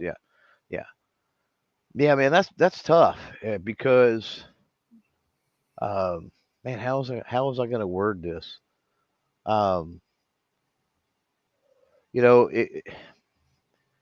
There's a difference between there was some type of negligence involved and it was all part of the procedure. Sure. Right. Yeah. Like there's a huge difference there. But then we can't have the legal system being fucking inconsistent either. That's problematic in and of itself. Well, I don't see any inconsistency with the legal system. To say that, well, there wouldn't be a problem unless there's an inconsistency. There has to be an inconsistency in that. I think the inconsistency is that you can call this, I think the inconsistency is that the lower level court did not think that the law applied, but the Supreme Court clarified that it did in fact apply. They didn't even pass a new law. They just said, no, the existing law covers this. So what happens when during the there's embryos that are cultured, whatever you want to call it. There's immunity at that time. There's immunity at that time. If you freeze it and it becomes non-viable, well, then how is this case affecting that, or is it not? The case is affected because there was a breakdown in the storage of it. The doctors are freaking out because which is what happens with all doctors, is they take everything to the end of the world. Sure. Is that, oh my gosh, if I drop one on the floor during the procedure, am I going to be charged with wrongful death of a minor? Oh, okay. Yeah. Which it wouldn't be because there's immunity at that time. That's during the procedure. During the procedure, not during storage. Right. Yes. Right. Yeah. Okay. Valid. Yeah. So this is all of this is this basically. There could be though. Yeah, but here's the thing, and I guess that's why you have insurance too. But that's why I asked about the fire, right? I thought that there was somebody said something about that. So what if you've got a storage facility and there's a fire? Like that's not in the course of the procedure. Yeah. Well, dropping a fucking thing could be too. I mean, that makes sense. So this sounds like this wasn't a doctor. It definitely wasn't. What you're saying, it was some Looney Tune for sure. Right. This is a clear act of negligence on the part of the facility. Mm-hmm. This is the whole deal. Is that, look, if you're negligent and something happens, the parents can sue you. Yeah. Well, there's a lot of talk in the chat about, okay, the embryos are human. I agree. It's human life. I would agree with that. But at the stage we're talking about and the technology and all of the craziness that's involved in doing this, right? Just the likelihood, and if you know anybody, you said Grid, you did know people that have done the IVF. Yes, It friends of my seems wife. like it seems like a very high risk, very low reward shot Sure. to do IVF anyway. So if that's the case, then while I agree that is, fertilized eggs, embryos, or human life, the question becomes when we start talking about liabilities and we start talking about those avenues, is it does the viability of said life, given the extreme circumstances of IVF, does that play a role in any way? When you've got a 1 in 10 or 20 shot, right? 1 in 10 or 20 embryos of any of them ever making, and that's once you've got healthy embryos, because there's arthrodontists right, out there. They scream before they ever do that. I think you're overthinking this. Maybe During the procedure, the states acknowledged that during the procedure, yeah, it's a high risk, low percentage procedure. right. If an embryo doesn't make it, there's no legal action going to be taken. Yeah. If I think it falls in the negligent part. If you take the risk, once that woman is pregnant and you have those spare eggs, and you take the risk of freezing those extra eggs for the future, and something happens to them, someone is now responsible for that. Outside of acts of God, either outside of normal thing, like just like if a tree falls on a kid, it's not your fault. Right. But if you were cutting down the tree, yes, correct, and it fell on the kid, now it's your fault. Right? Is that? Yeah, no, I get it. That's my understanding of it. Now, yeah, I'm not a lawyer. I don't play one on TV. I didn't stay at a Holiday Inn last night. I'm just reading what John Hopkins says about it. And they're smarter than me. Well, as much as that shit cost, that sort of the story that you tell there, the case, sort of pisses me off, because as much as that cost, you would think they would have more secure facilities, better safeguards for storage. I'm shocked. I said you would think. I said you would think, right? Like I mean, like in my mind, you pay more, you should get. There should be just your money. Sears, good, better, best. Yeah, I guess. Yeah. But you're right. It's the medical field, so I get it. Doctors are weird. Doctors are weird. They just are. Yeah. They're weird people. Yeah. So anyway, what's up? What's new? Dude, you ship fast, man. I got a shipping notification like an hour after you texted me. Well, the label was printed. It went out this morning, though. Thank you for that, by the way. Oh, no worries. You got some extras. Always send some extras, so you'll have a few surprises in there. That's cool, man. I don't ask for anything like that because I'd always annoyed the piss out of me. I'd have somebody come in. I actually was talking about this on CT's show the other day. You ever seen this? I'm not being racist. I'm going to say that up front. But you ever seen this? You ever been somewhere and it's a black-owned business, or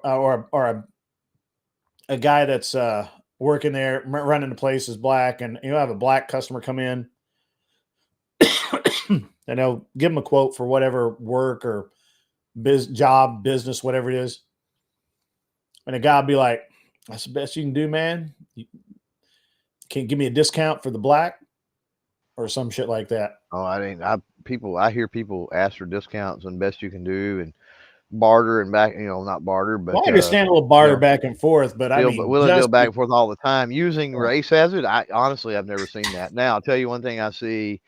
Michigan Christian's like always. He always say, "Well, he's in."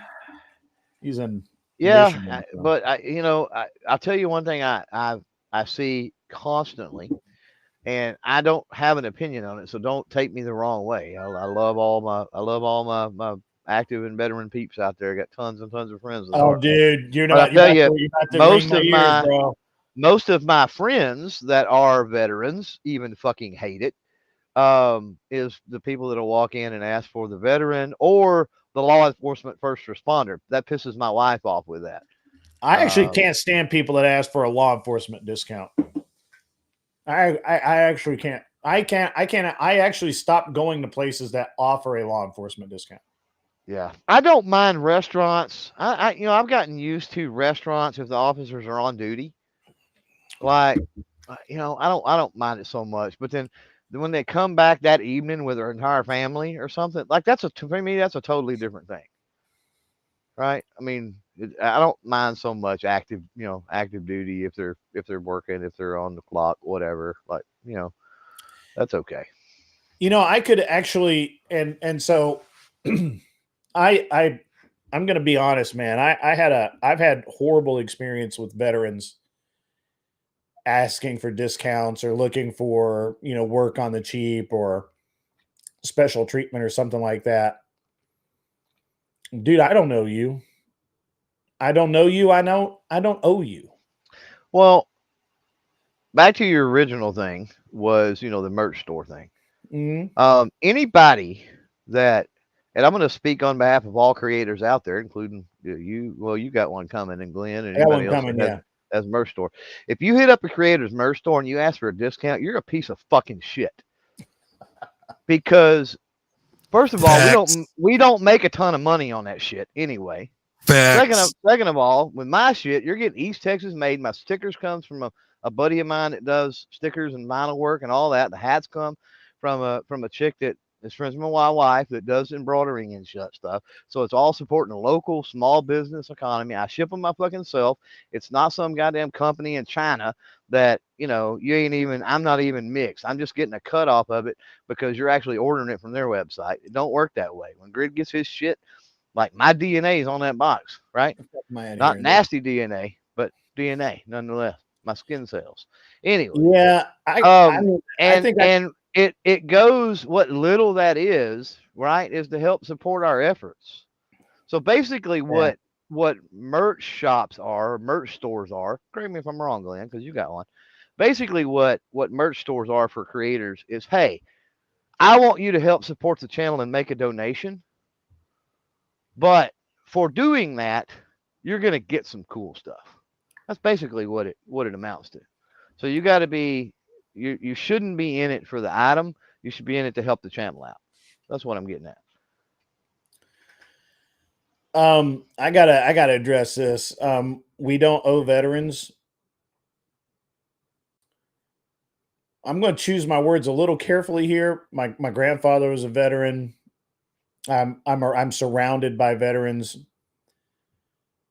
All the guys I know that were like high speed, low drag guys, they never asked for a discount. They don't expect a discount.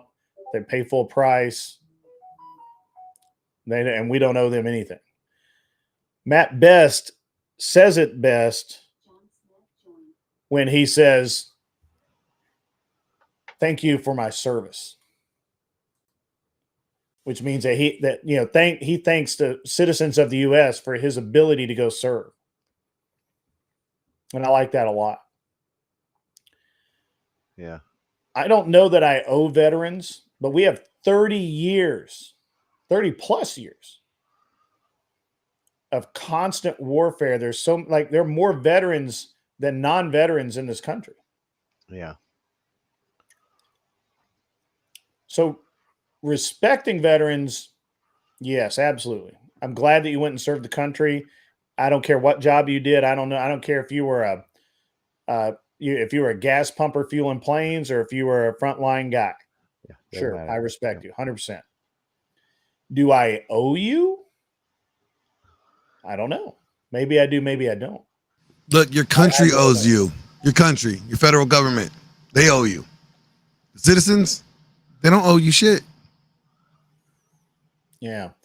If I'm a veteran, I never go, do you have a veteran's discount? That shit's gay. All right. First of all, your friends, and this is back to Clover Tech. If your friends are asking for a discount, they're not your friends. Your friends should be the ones that are invested in. They should want to pay full price because they know the value of work that you do. They know. Chat went fucking nuts. You know, like if your friends are like, "Hey man, can I get the homie discount?" They're not your homie. Right. I feel Plain like and if you simple. advertise it, it shouldn't be asked. If it's already advertised without having to be asked, then that's fine. That's because that's their choice, you know, to say we will give a discount. But if it's not asked, and I mean, I think there's also a huge difference between like World War I and II versus like right now. What are we doing? You know, Yeah. Conflicts rather than actual wars, I guess. Is what you kind right? I mean, if I was a veteran from a very peaceful you ever era where watched- nothing happened, like I would not expect anything from anyone. So I know that I travel in different circles, and I know that I have a unique point of view on this. But CloverTac, have you ever sat down with like Chris Costa or Travis Haley, any of those guys, and just talk to them for 10 minutes? They're you know, now Haley's got a little bit of an attitude, but most of those guys are super humble. Yeah. They don't think you owe them a thing. And these are literally body stackers. Like they were frontline gunfighters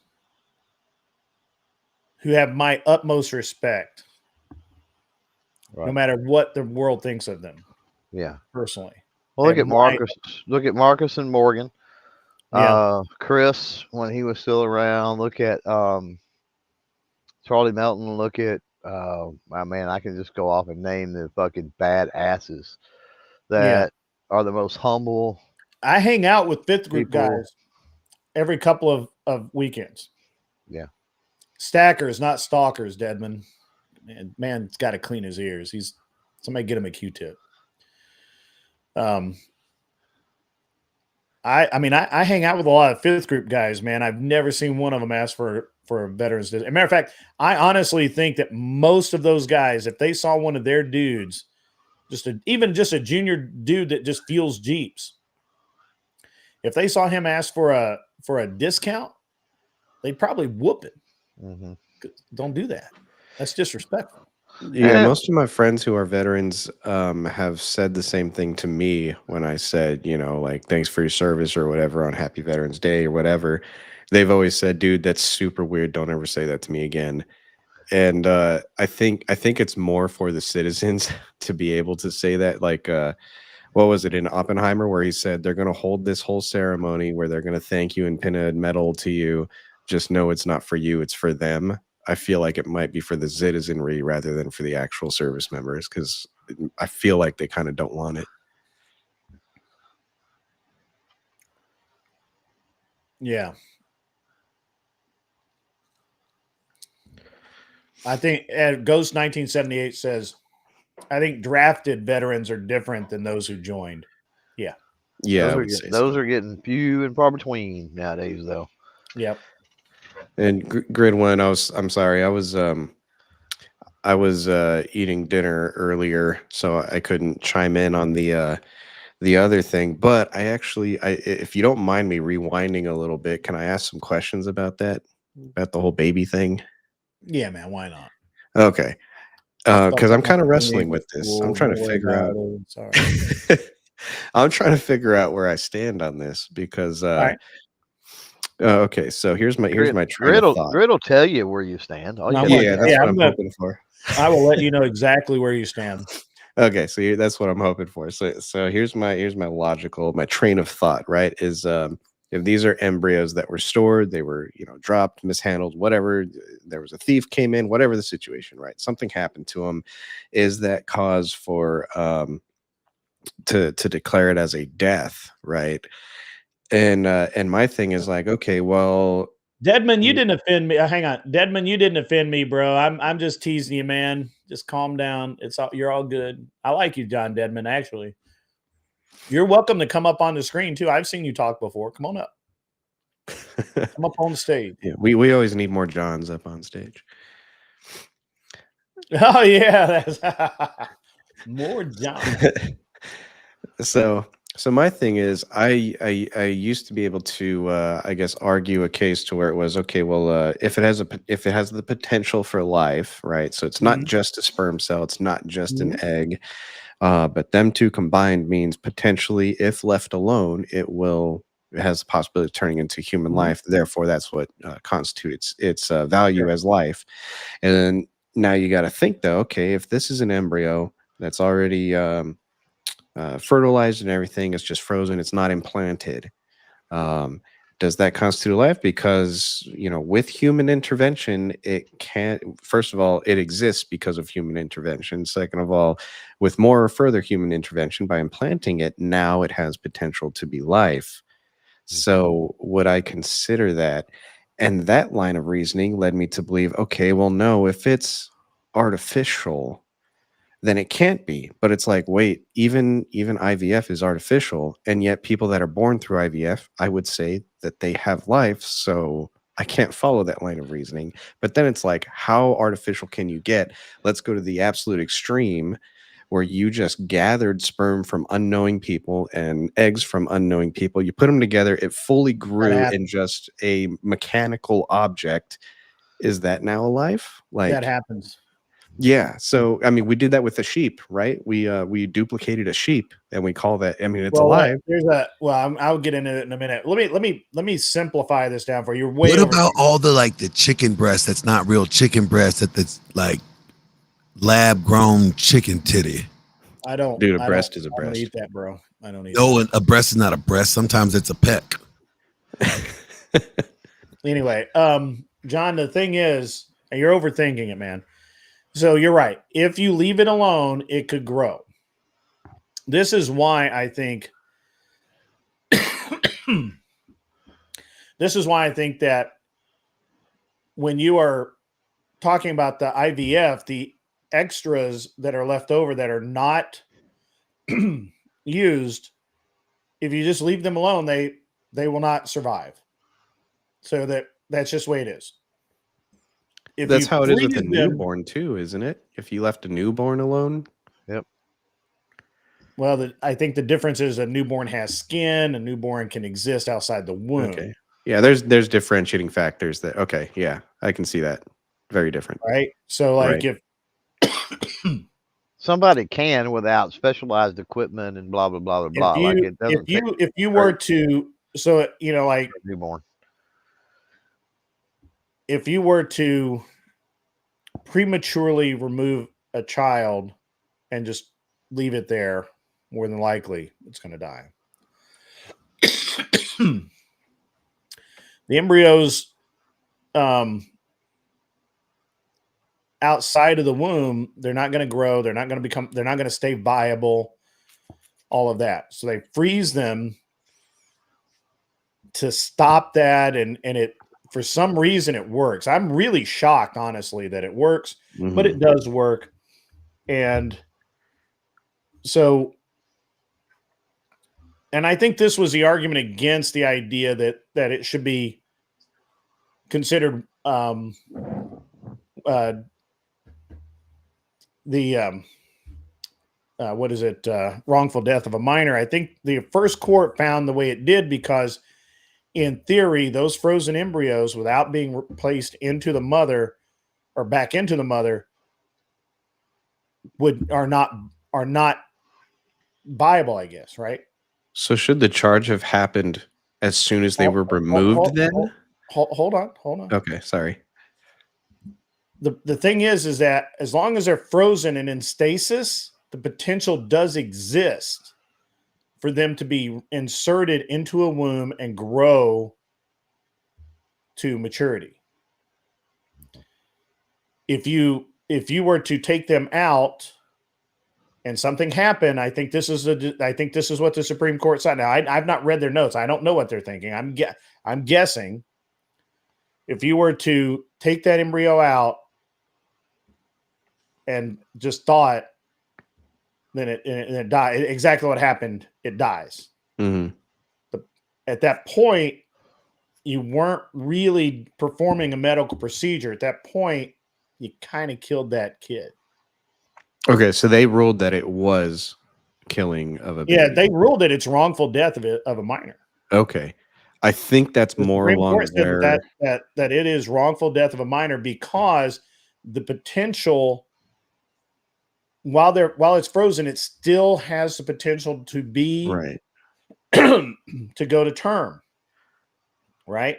So they're saying it is created life, is what they're saying.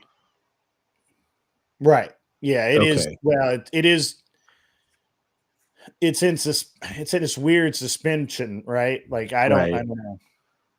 Okay. I think that's more along the lines of where I was lining up. It's kind of where I would line up.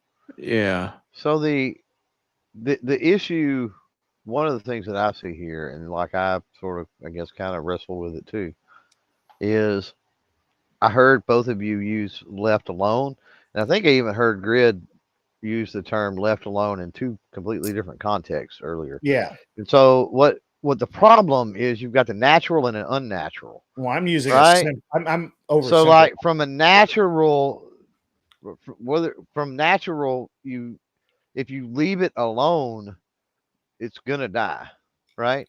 Like you can't. The embryo is not going to develop any further, whatever, if you leave it alone. The problem is the only way to not leave it alone is very unnatural means, by very very unnatural means, right? So it's this mix of you're referencing nature. Oh, the egg and the right. sperm came together, and if that was to happen, after intercourse, then okay, you got life and blah blah blah. But then you interject these very unnatural means to it, and it's like, whoa, okay, hang on a minute. Well, the reason I think that it would not be a very good argument is because, like, I mean, we put splints in people's hearts and stuff. We keep people alive with medical technology, which is all entirely unnatural. Yeah, right. I think pig valves, use things from other animals, right. Transplants from different people, lots of things. Yeah, right. Yeah, again, much smarter people than me made these arguments. The only thing is, Arthur Dias said that Alabama had banned IVF, and they have not. What they've done is they've made, if you choose to store those eggs on ice and something happens beyond you pulling it out, putting in a woman, and it just not taking or whatever. Some type of negligence, right? Any kind of negligence, that is wrongful death of a minor. That's the only thing that they change. We way overcomplicate this with what if this and what if that and what if. It's a very simple thing. Before, if you dropped the embryo on the floor and kicked it across the floor, wasn't a big deal. Now, if you do that, it's wrongful death of a minor. Okay. Well, I think under negligence, it would depend, right? Like if your example earlier was the doctor drops the embryo, goes and gets it, and they drop the embryo, right? So let's say that. But yes. Well, I'm just saying that was kind of a thing during the procedure. The doctor drops the embryo, right? Okay. There could be a case made as negligence if somebody's seen them stumbling in from, stumbling into the bar an hour earlier. Then okay, that could be negligence. It could just be shit happens too. Like maybe there was frost on the test tube, right? And the grippers on the test tube, and something just fucking slipped. It happened, right? Right. Well, that's what the centers are complaining about, is anything could happen. It could be damaged in hand. They're saying damaged in handling, which I facetiously said dropped on the floor, right? Like whatever. But it seems like, and I didn't read the article that Michigan Christian read, or because he went out and found it, but there's an immunity there for things that happen while you're actually doing it, while you're doing the implantation. If you have too many eggs at implantation and you decide not to implant those, that's not, or embryos, that's not, and you don't freeze them, that's not an abortion. That's not murder. That's nothing. That's just not. You're choosing not to implant those embryos. Well, in the storage itself, right? Because this all Right. kind of goes back to the storage, the original Right. thing anyway. The storage itself costs money. That's Right. Yeah, it's a paid lot of service. money. It's a lot of money. Grid just And lost. I what did you did he skip or something? Clovertack, you Weird. okay, buddy? Am I still here? You are. Yeah. Okay. Now we can hear you. I don't hear anybody else is the problem. Like, I mean, I hear you, Grid, but Yeah. I'm here. okay. Check 1, I'm 2, here. Yeah. Okay. We were all wondering what happened to you. That's why we were so quiet. I don't know. Yeah, you locked up, but of course, Yeah, John it and got Glenn real aren't on the quiet, screen, so and then I heard you go, "Ah," and then it just went silent. Yeah, and all it's of us that, thought it was super weird. rural East Texas internet, man. That they need to feed that squirrel that runs the generator. Apparently, Jesus, I don't know where I was at. I don't know what I Yeah. was saying. So That's okay, man. It's fine. Look, I think we all understand it now, right? Yeah, I'm good now. I Arthur got it. Naya said it was a ban. I'd never heard anything about an IVF ban. I was like, I gotta check this out. She said specifically Alabama had banned it. They didn't. They didn't ban it. All they did was they made it very clear that if you mishandle these embryos, then you can be held responsible up to the point of a wrongful death proceeding.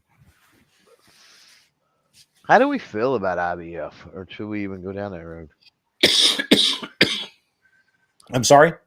I said, how do we feel about IVF, or should we even go down that road? I don't have any feeling one way or the other, personally. Yeah, it's me. I don't really know. I mean, I've got the personal anecdotes, and I mean, my heart would break because I mean, I know 3 great kiddos right now because of that, and 4 Well, happy we're gonna parents. I don't know if I'm not sure Clovertack has had enough alcohol to, but we'll go ahead. We're gonna do it anyway. Ghost 1978, Grid 1. This is messed up. If a mother is pregnant the natural way, drinks alcohol, and has a miscarriage, is that not wrongful death to a minor? It absolutely is. And I believe that husbands have charged their wife or had brought their wives up on charges for wrongful death of their children. Wait a minute. Got drunk. Wait a minute, though. Alcohol naturally will cause problems with an unborn child, though. Yes. So how is that unnatural? It's still Well, a it's not- natural. It's Still a natural wrong. act. It's wrongful. It's not that it's unnatural. Oh yeah, it's absolutely wrongful. And He's saying that if a woman gets pregnant the normal way, I told you hadn't had enough alcohol for this. Probably not. If a woman gets pregnant the normal way, we'll just forget natural. If she gets pregnant normal, No, I got you. And I'm going to Straight drink until sex, I miscarry. missionary Yeah, position, all that. Yeah. Drinks alcohol and has a miscarriage. Yeah. Is that not wrongful death to a minor? In the state of Alabama, I believe that it would be the way the law reads. And her husband, if he was so inclined, could, or the state, if you had some busybody, could actually and probably has sued a woman over it. Yeah, I've got to think that in that case, though, somebody out there threw, I think it was Ogre. Well, wrongful Yeah, death is something you don't intent. need intent for wrongful death. Well, here's the issue, and this gets into the courts and being able to prove this, that, or the other. Just because a woman was to be pregnant and drink some alcohol does not mean that, and we're not talking about getting slumbered ass, falling down fucking drunk, but would not necessarily mean that it's going to cause harm to the baby or miscarry. So if that's true, then let's say a woman does have a drink. Let's say she drinks something and doesn't realize it, for example, and then miscarries, and then the father goes, "Well, what the hell? You were drinking." Well, now they've got to try to figure out what alcohol content. Like, was that the cause? Right? Because how Well, I could you think charge somebody doctors for it? can do that. So in Tennessee, we're leaders. We have what's called a fetal assault law. And basically, it says the state of Tennessee has the power to arrest pregnant women for the illegal use of narcotics during pregnancy if the child was born addicted or harmed by the drug. Those arrested and charged under the fetal assault law faced a penalty of up to 15 years in prison. Prison, not jail. Isn't that the same thing for crack babies? Like, Yeah, that's what if they're the talking baby's about. either, if the baby Yeah. gets miscarried or it's born with all kinds of messed up stuff, then the mother, if it's known that she's a crack addict, then This closes a loophole because prior to this legislation, with the exception of the law penalizing inhalation of chemical fumes, no one in Tennessee, pregnant or not, can be arrested or punished for using or being dependent on drugs. Therefore, the legislation made drug use, as opposed to possession, a special crime only for pregnant women. It's a lot to read here. However, let's see, Bob, I'm going to speed ahead here. Looking for the alcohol version of this. There is an alcohol clause. Anyway, fetal assault law can do it. Okay. Well, here we go. Alcohol is most commonly used addictive substance among adults in Tennessee. Alcohol is attributed to 20% of all fatal motor vehicle, blah, blah, blah, 640 death, blah, blah, blah, marijuana, blah, blah, blah. I don't know. I hate reading actual legal documents. It's 8 pages to have 4 lines of usable content.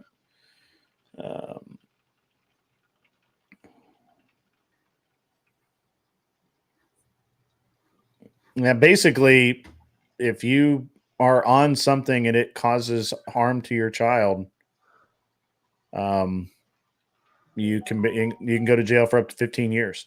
I'm guessing exemption for anything prescription. Legit prescription. Yeah. Because I've seen instances heard about, I should say, instances where that's the case. You know, I hear that, and the first place my brain goes is how the fucking government, is 10.5 foot up our ass with no lube. And I think, if people would just be decent fucking human beings and do the right fucking thing, we would give the government no room to do that, right? And Grid just bounced out.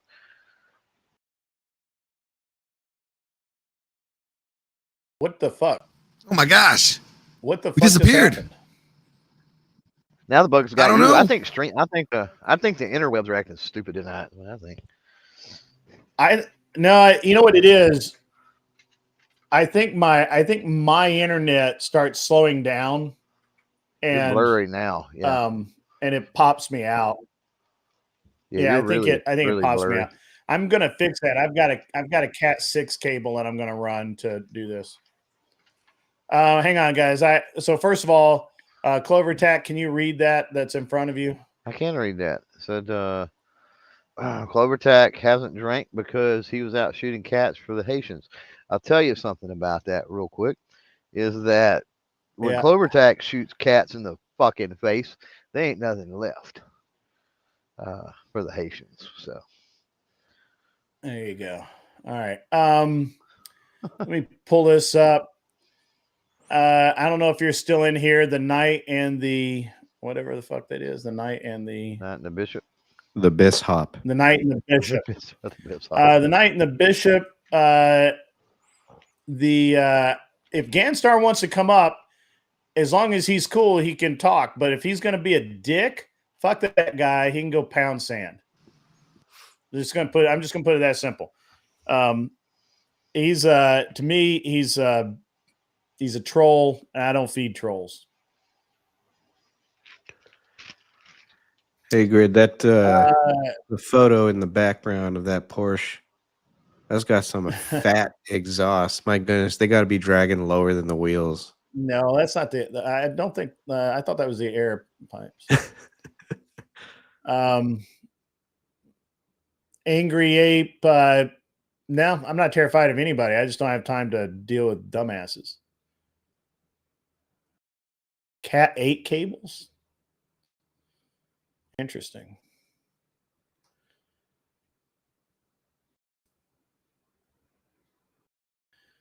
So I can go either. So I have a cable internet. So I can either go from a cable box with like a router there, or if I can just go from the router to the. Should I go from the router directly to the computer? Depends on the router. I have a very, very good expensive router. I have a But very I have amazing speed. I'm on Wi-Fi right now. yeah. I have amazing speed 90% of the time, but for some reason, and I'm assuming what's happening is I'm getting Wi-Fi drift or something where something happens from time to time. But I have my speed is really good. Yeah, it might be just your router then. My router I think was like $450. It's got 8 antennas coming off of it in different directions, made specifically for gaming, but I still run Ethernet to it just because I'm right next to it. So Modem to the computer. Yeah, I've always been on Wi-Fi, bro.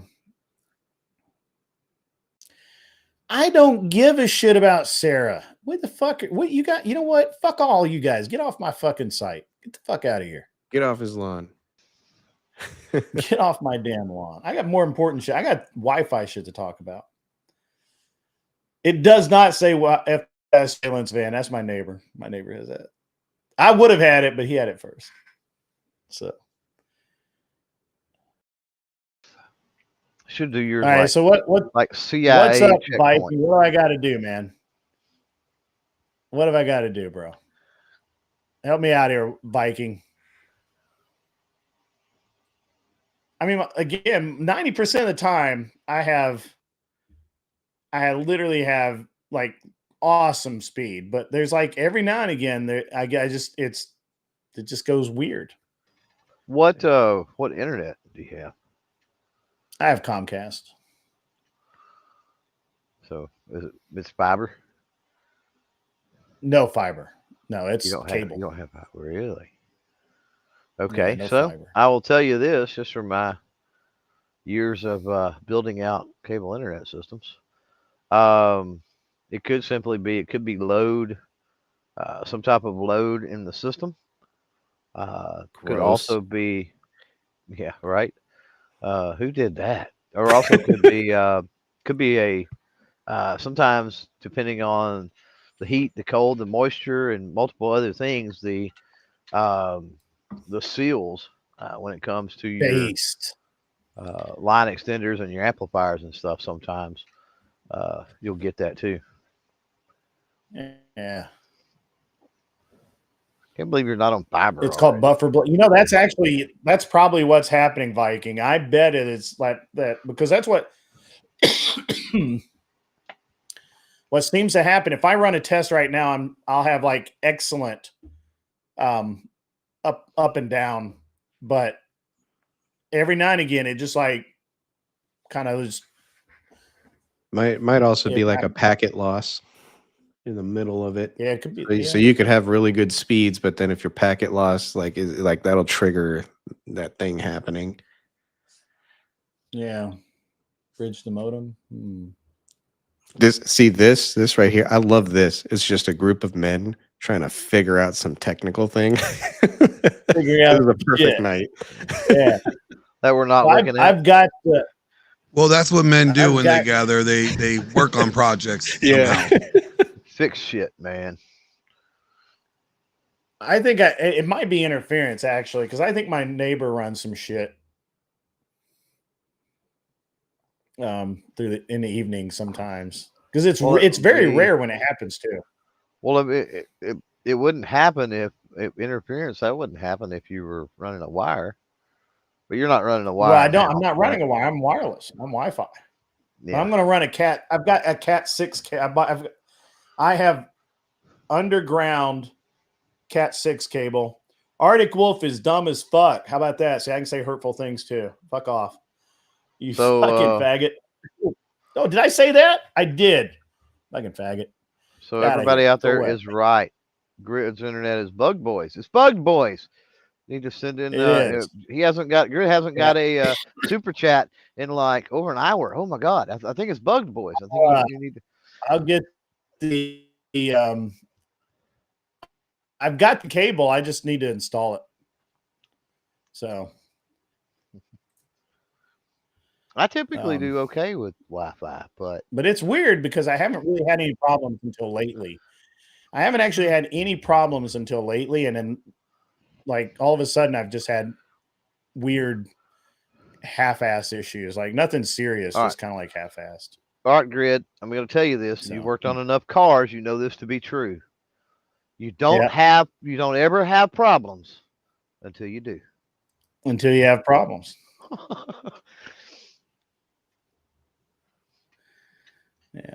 It's you know, I went ahead and I have cable. I just haven't run it yet. I've got Cat 6. Yeah. I don't have Cat 5. I've got Cat 6. Is there no fiber optic in the area, or is it just you just hadn't got over on it yet? I just don't like. I mean, I tried fiber optic and it was it just wasn't what I wanted. It didn't. Yeah. I didn't see the speed boost that they promised me. Yeah. So. Yeah. So I just deal with the cable. Besides here, I think it's mostly AT&T, and I don't like those guys. Probably just me. X3 says Comcast and AT&T blocked Google Fiber in Nashville. Who was it back in the day here? That's true. Verizon did that here. Went to court, did all kinds of things, and they kept fiber blocked here for almost a decade, probably. They eventually lost, thank God.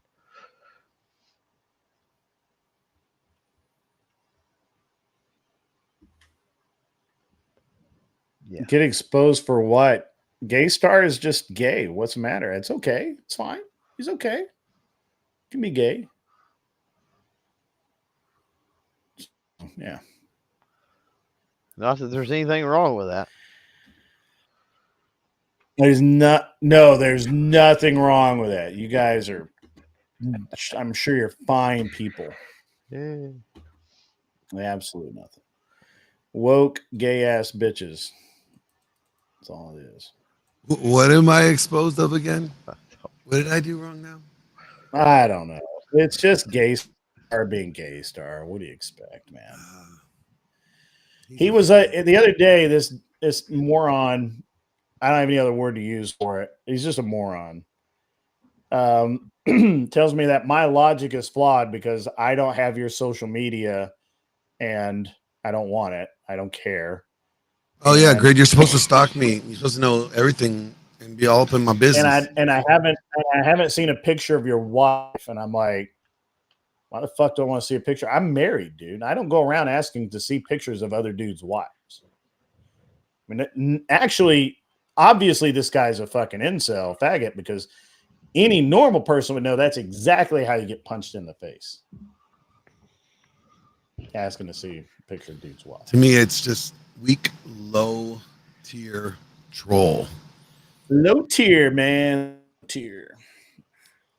Oh well, whatever. Too bad Fabian didn't make it on tonight. It would have been a great conversation. I'm sad. Not really. It's all good. Who cares? He probably had other shit to do tonight, which is cool. I have to change the title at some point though. Let me go do that. Let's see. Yeah, you clickbaiting bastard. Bad words. I don't care. Gant Star is obsessed with where Glenn's dick, and it just ends. I'm assuming he left off has been. Or is going. That's a weird thing to be obsessed with. That's a weird thing to be obsessed with. I have to be honest with you. That's a little gay. I really dislike being sick. I don't know if I've ever mentioned that, but I absolutely dislike it. So I just got over whatever. being sick, man, and you know the whole man flu thing. Like we can have a bit of our finger chopped off, and we're just like, hey, can I have a band-aid? But like we're sick, and it's like you're in bed, you're miserable, and it's just like, ugh, end me. Like I cannot stand this anymore. It's a real thing, man. Men getting sick is way worse than a woman being sick. Well, like Dude, because here's the why. Here's why, John. quality's low, man. I know the answer to this. So, Yeah, man. I've been having some issues for the last, over a week now. Pretty serious issues. Um, the difference is you chop the end of your finger off. You know what happened, and you know how to fix it, right? Like, okay, Right. the end of my fucking finger's gone. That's the problem. The solution is I got to grab some paper towels and duct tape, stop the bleeding, right? Like, and then you're good. Go Yep. about your business. When you're Yep. fucking sick and it's like something and you're not a doctor, you're not a whatever, you don't know what the hell's going on.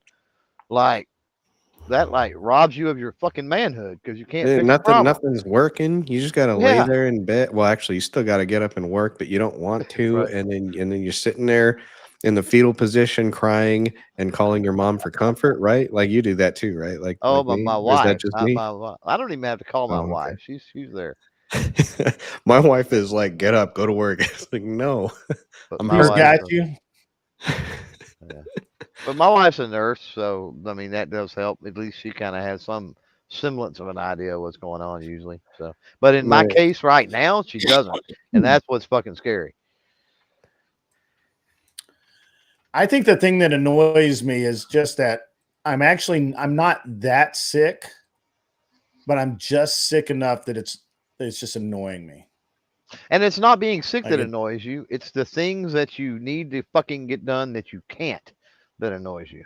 yeah, I need to talk. I need to be able to Like, talk like a normal human.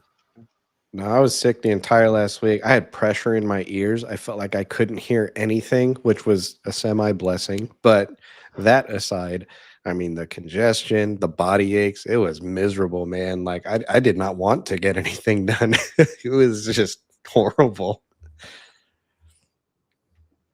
Yeah. It is what it is. It's not the end of the world. I mean, it's all good. and the older you get, the more it's gonna happen. That's the other thing. Shockingly, that is in fact true.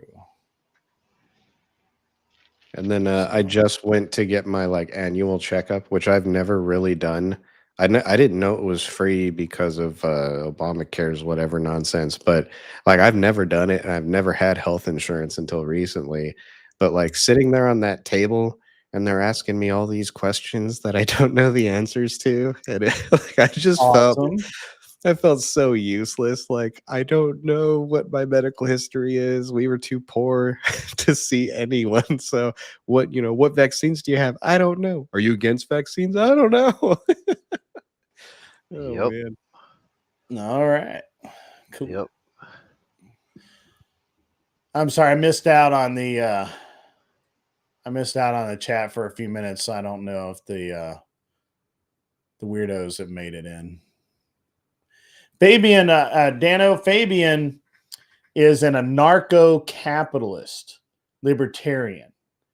And I really wanted to talk to him about what that means and how that's implemented, what brought him to that. I really want to have a really good conversation with him tonight. I'm assuming he's just busy.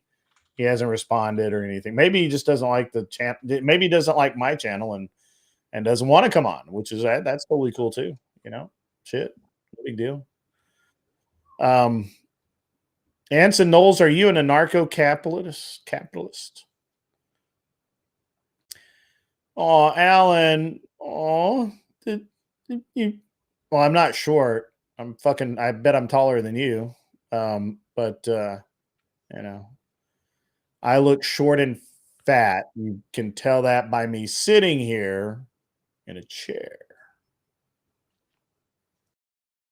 That's legit. That's legit. You look stupid. Ooh, burn. Got him. because all I can tell is by your words, and they're dumb as fuck. Nailed it. Yeah. Well, Hey, man, you're you know, English language is meaningful. you are short because you're sitting in the chair. You nailed that. I am You got short that because right. yes, as long as I sit down, and I you're am in fact short. you're Yeah, rolling fat, right? You're rolling fat. So I do. Yeah, I mean, you saw today. So technically, I mean, you're you short saw and today. fat. I'll throw it down. I mean, I had to frequent your merch store, man. I told you I would, and I just hadn't had time. You know, I've been busy. I But appreciate He it. said short and fat, and I don't remember sending him a nude of myself, so it's really weird. you know, he creeps, man. He's a creep. Anson's a monarchist. Anson, do you want to come up, man? You have not been up in a long time, man. You and Viking have not been up in like weeks, maybe months. I'll even Viking step gets down. a pass because he's got shit going on, but I'll even step down if one of them come up why would you step down? because I can go out there and fucking be a Make troll fun in of the them? chat. I got you. Yeah. One of my favorite pastimes. I like getting in places where people don't know me and trolling. It's fun. That's good. That's good. Good one. Did you do fencing when you were younger, or are you doing fencing now or something? Those records are sealed, John. He can't talk about those. My juvenile records have been sealed. Because when I had a friend that was doing fencing, and he told me the 3 blade names were epee, foil, and saber, and that's all I know about it. And I don't know what those are, but I know that they look like fencing swords. Arthur Dyer, that's because men know how to insult each other. So I did some like kind of I mean a little bit of fencing, but there wasn't really a good fencing school here. Now there's a really good fencing school here in town, and I think my son wants to get involved. But I do have the two sabers or the epées back there. Epées, okay. Yeah. Blunt tip, just to smack you around with. That was my nickname back in high school for the same reason. Sure.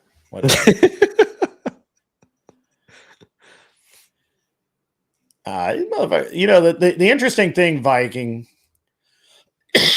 The interesting thing is I have supreme self-confidence.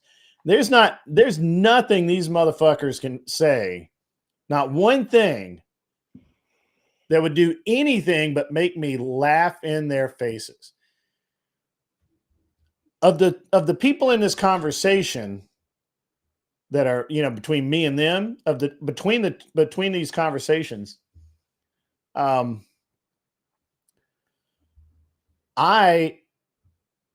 don't need money. If you want to give me some, that'd be great. My wife is a little annoyed with the amount of money I've spent on this effort for no real return. That's okay. Sometimes you need a lost leader. I don't need women. I have a beautiful wife. You know, I don't need women. My kids are awesome. My life is awesome.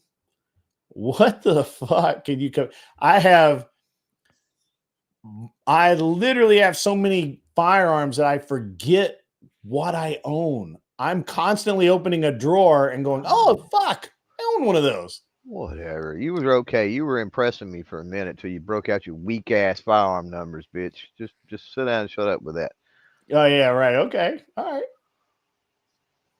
Yeah, I actually, I didn't realize I owned 4 Glocks. I thought I had 2. Just 4? Well, 4 and 9mm. Okay. Wait. There might be 5 and 9mm because I have. There's not but about 6. Well, there's. I'm gonna have to go look. I have 1 in 45 gap still. Yeah, you do. It's a Lord's caliber. Because you got to have that. Because why not? Well, right. America and shit. You know. I'm not over 6 feet. I'm 5'11". My son. Is that why is you wear the taller. 5'11" cap all the time? That makes sense now. All your No, 5'11". no, but clothes. but when I said that, I was like, "Fuck!" I wear all that 5'11" shit all the time. Maybe it's like a, a mental thing. Yeah. Yeah. My son is super tall. I am not. I've got this picture. I've got this picture of my kid, man. I'm gonna wait. The fuck is? What the fuck? Oh, this is Glenn. Never mind. Kevin out there talking about a bathroom gun. Everybody needs a bathroom gun. Everyone needs Think a about bathroom it. gun. Think about it. That's your most vulnerable fucking time of the day and night, dude. Yep, 100%. When you're on the toilet or in the shower. So like, come I would on. say, yeah, I'd say you need a bathroom gun before everyday carry gun for sure. Yeah. Got to be stainless because you can't have it all rusting and shit with the humidity and whatever. I mean, Elvis died in the bathroom. That ain't gonna happen to me. That's a little different. Arthur died. You shrunk an inch. Fucking inch. Aw, that's too bad. Well, at least I'm taller than Arthur Dye. That's nice. Oh, thanks for rubbing it in, jerk. Depends on what That's shoes I funny. wear, I guess. I may be taller. Like she can't have the 80s hairdo. She does the fucking 80s hairdo. Yeah, that's screwed, cheating man. right there. Yeah. That's right. Lord. I've got this. I got this picture. I got to show you guys. Just probably. Serious Shelby throwing down the memberships. Throwing Oh, them thank down. you. I got a membership. Thank you very much. You were generously gifted. Jantix is in the house. What is up? I haven't seen her in a few minutes.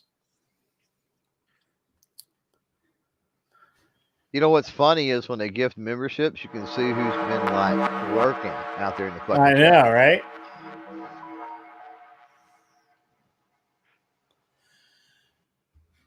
I'm gonna hang on. I got a multitask, which means I'm gonna fail. Probably not.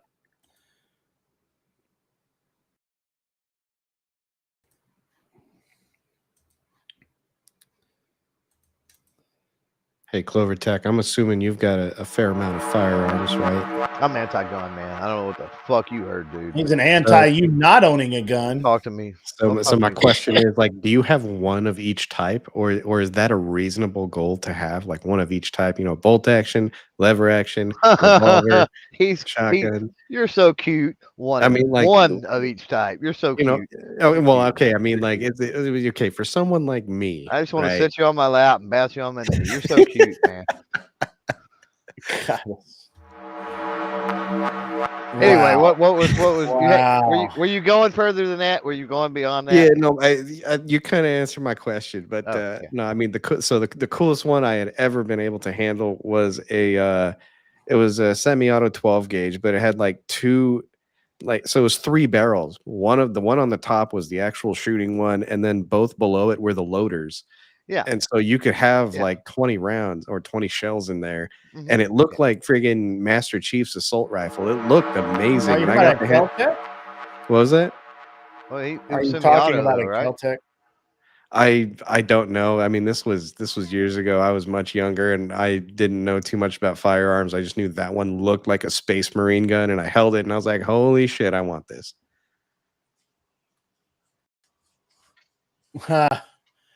It's my buddy. How's it going, buddy?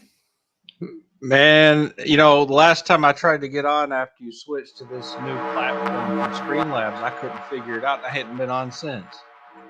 It's good to be on here, man. Yeah, it's good to see you, man. It's good to see you. It really is. I'm not just saying that. Yeah, you had asked me if I was anarcho-capitalist. I got over that a while ago. I was afflicted with that condition that afflicts a lot of the libertarians. I got over it. Afflicted. The man said afflicted. Okay. All right. Yeah. There's a few ways you can go after you have that problem. And a lot of the people end up going the monarchist route because they realize that you can't actually have a system without a government. You have to have somebody with authority, and the best system where there's someone with authority is a monarchy, because the monarch has very little power compared to the government that we have now. Okay. Yeah, that was it. It's good to see you, man. Yeah, good to see you, man. Really was. The interesting thing about the anarcho-capitalist thing, I thought, was his use of the idea of insurance to protect your rights, which was hilarious, which was great. I couldn't understand. I mean, I could understand it, but anyway. That's an English common law thing. The king was an insurance broker. He made people whole again after they were injured. Right. And so that's just a tradition within, the same tradition that created our Constitution. That's actually not that radical. Okay. Yeah. It's just, when you have a giant government that's inside of everything, you tend to, have the bias of thinking that everything should be the way that it is instead of the way that it was 150 or 100 years ago or 200 years ago. Right. So. All right. What else has been going on, man? How's the looking for new people going? Yeah, man, I've been divorced for officially about a month now, a little over a month. I already got me a nice Christian lady I've been seeing kind of regular and courting her nice and slowly, and being respectful and that kind of stuff. I'm not cooming. I make jokes in your chat about cooming, but that ain't me, man. I'm just trying to live my best life. I've been watching. I understand that you are very much a joker, and so I 100% do not. Honestly, I don't pay much attention to your nonsense in chat because you're just out there having a good time, and there's nothing wrong with that. Yeah. I enjoy writing jokes. I do it in my spare time, even when I'm not on your stream. It's just your stream is very good at creating situations where I can write jokes. So that's one of the reasons why I tune in, is just to write the jokes. Cool. That's awesome. Grid 2, she's Christian, you said? Oh yeah, very much. Yeah. Have you guys made eye contact in public yet? Yeah, we have. Yeah, wow. I'm very good at. Oh, give me the details, man. What do you mean made eye contact in public? If Michael Metroke's out there, welcome, buddy. Welcome. No, it's just I think we were talking to Glenn on his channel, and they were going through DGen's story hour, and then they asked me what I did, and I was I accidentally interlocked fingers with my wife during communal prayer time. So, you heathen. Yeah. Heathen. Nah, that's all right, man. That's all right. Oh, is that you're not supposed to touch during prayer time? I didn't know that was. No. We were all in a circle holding hands, and then to let her know I was interested, I interlocked fingers, and now we're married. Nice. Yeah, that was my move. I don't know. I just use dating apps, but that's a good one too. Have you asked what denomination she is? Yeah, she's got the probably the same one as Grid. She lives in Southern Tennessee. Not the same church, but the whole Protestant Southern Southern Baptist. Thinks they have a personal relationship with their deity and talks to them at the grocery store. That kind. Okay. Yeah, Southern Baptist. Don't I would say try very hard not to have premarital carnal knowledge, because it might lead to dancing. And that's a no-no. You can't dance in Southern Baptist. So.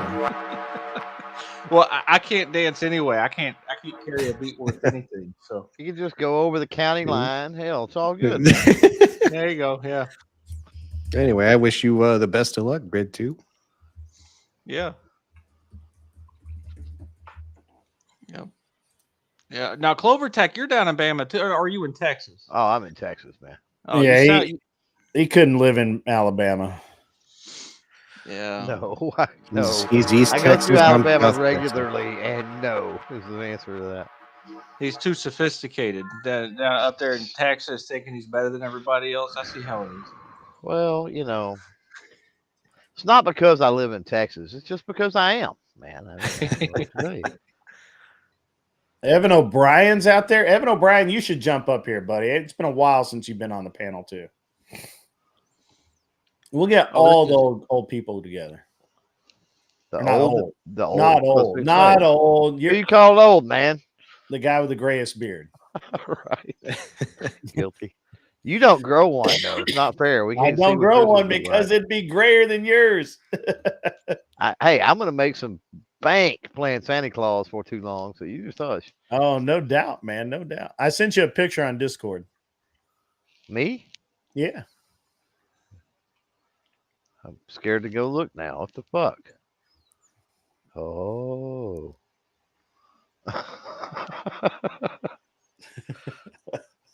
That's awesome.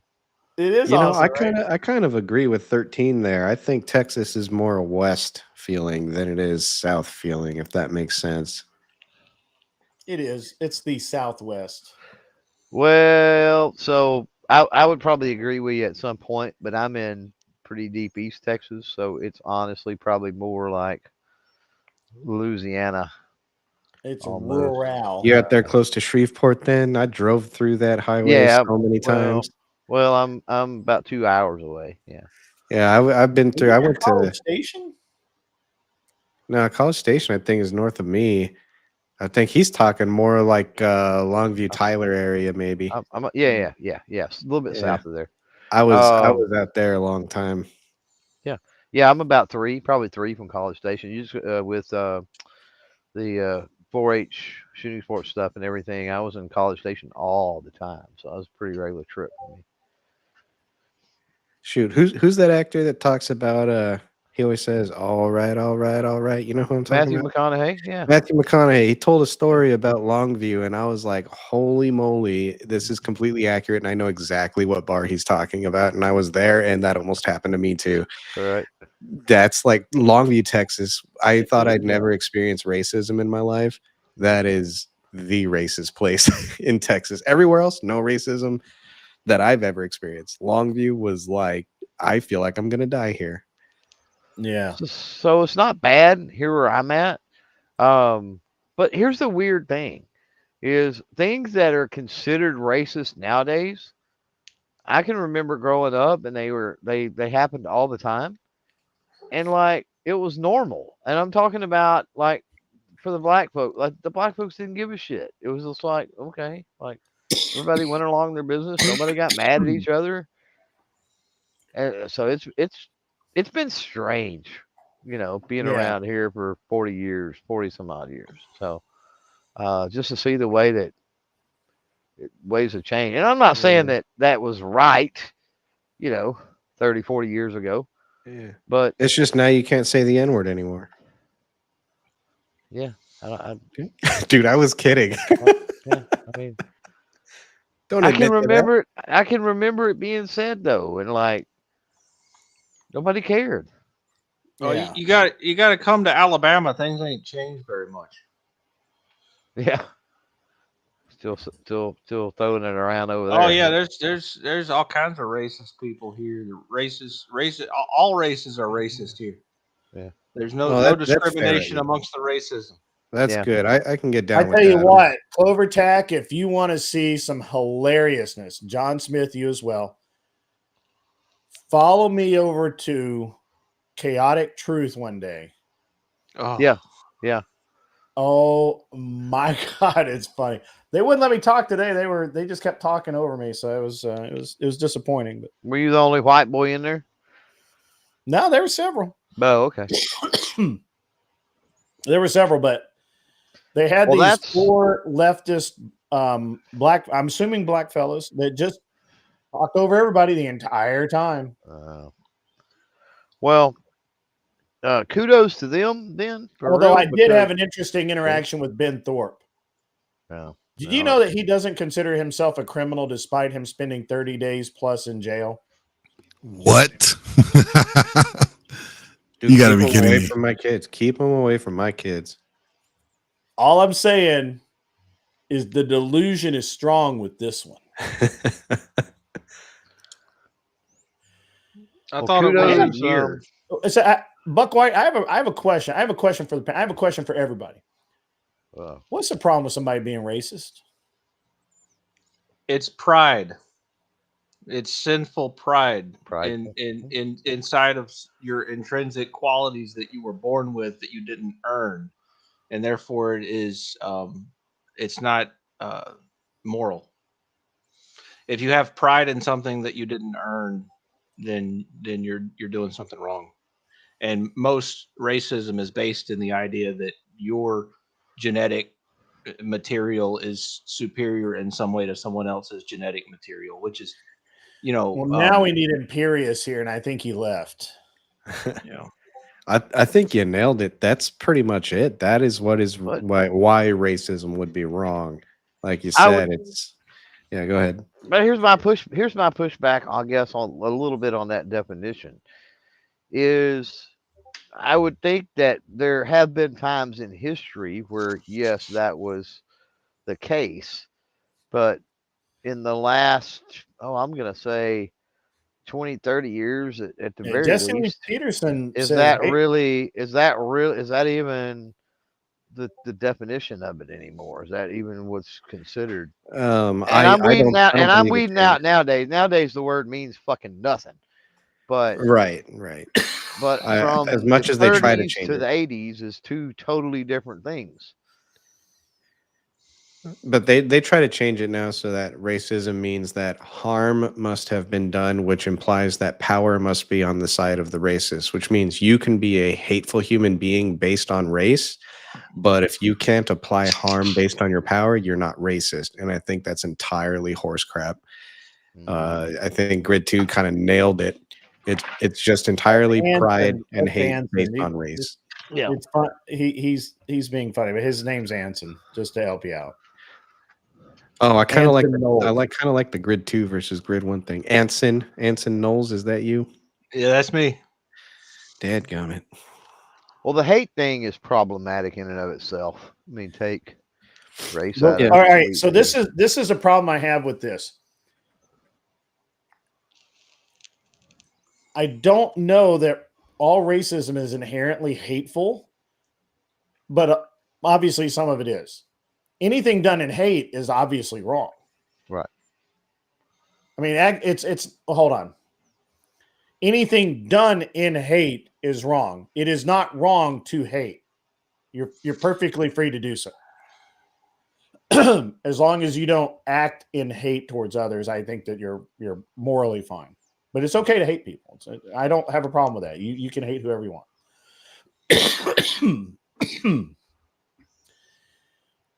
I think for whatever reason, racism and hate get linked together. However, let's just take a look at this. If you go to Japan, they're very racist, but it's not that they hate you. You just don't care to be around you. They just so instead of hate, if you said that that racism was then believing one race superior to another simply on the basis of race. That's an intonation. Why can't we just say racism is the acknowledgement that there are differences between races? Well, that would be prejudice, which I have no problem with prejudices. Prejudice, I think, is saying that one is better than the other. I think we've allowed ourselves to get all screwed up. The problem racism is, would be prejudice based on race alone.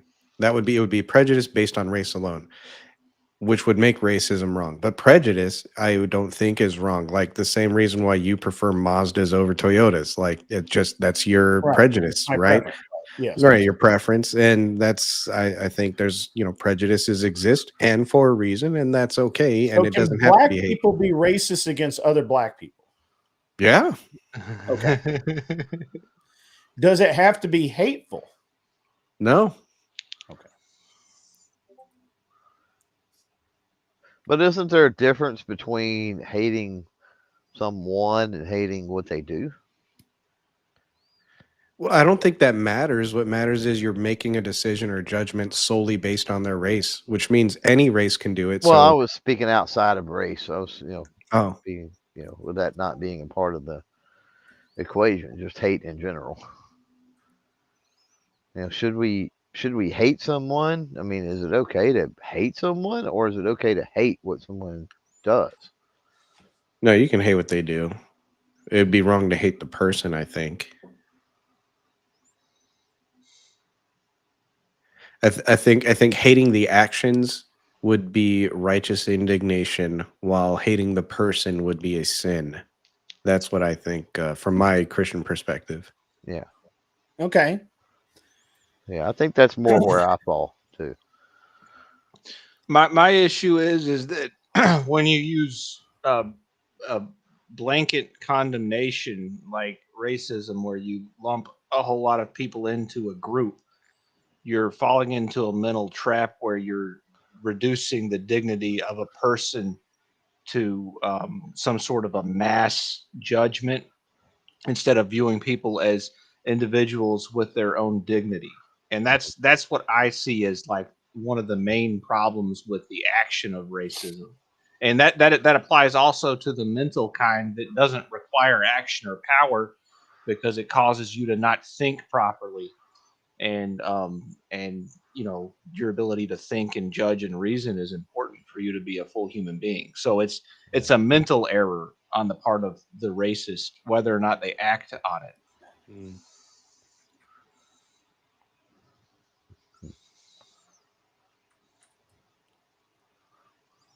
So racism's dumb, but we should all be extremely prejudiced.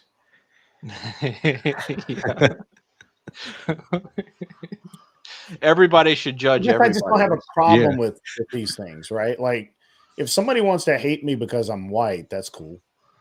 That's happened many times in my life. If someone wants to assume that I don't like them because they're different than me, that's okay. I mean, that's your assumption, but whatever. Yeah. Wouldn't it be better though if What are you trying? Hold on. What are you trying to address, John Deadman? I don't. There's a James Deadman and a John Deadman, and I'm assuming this is. What are you trying to address, man? All right, Kevin. Yes, the mods are sniping fools because we have had some bad actors floating around, and they've got their finger on the trigger, so to speak. Glenn did not dox whatever. He was never actually said to have done so, and I don't know why you are asking this question.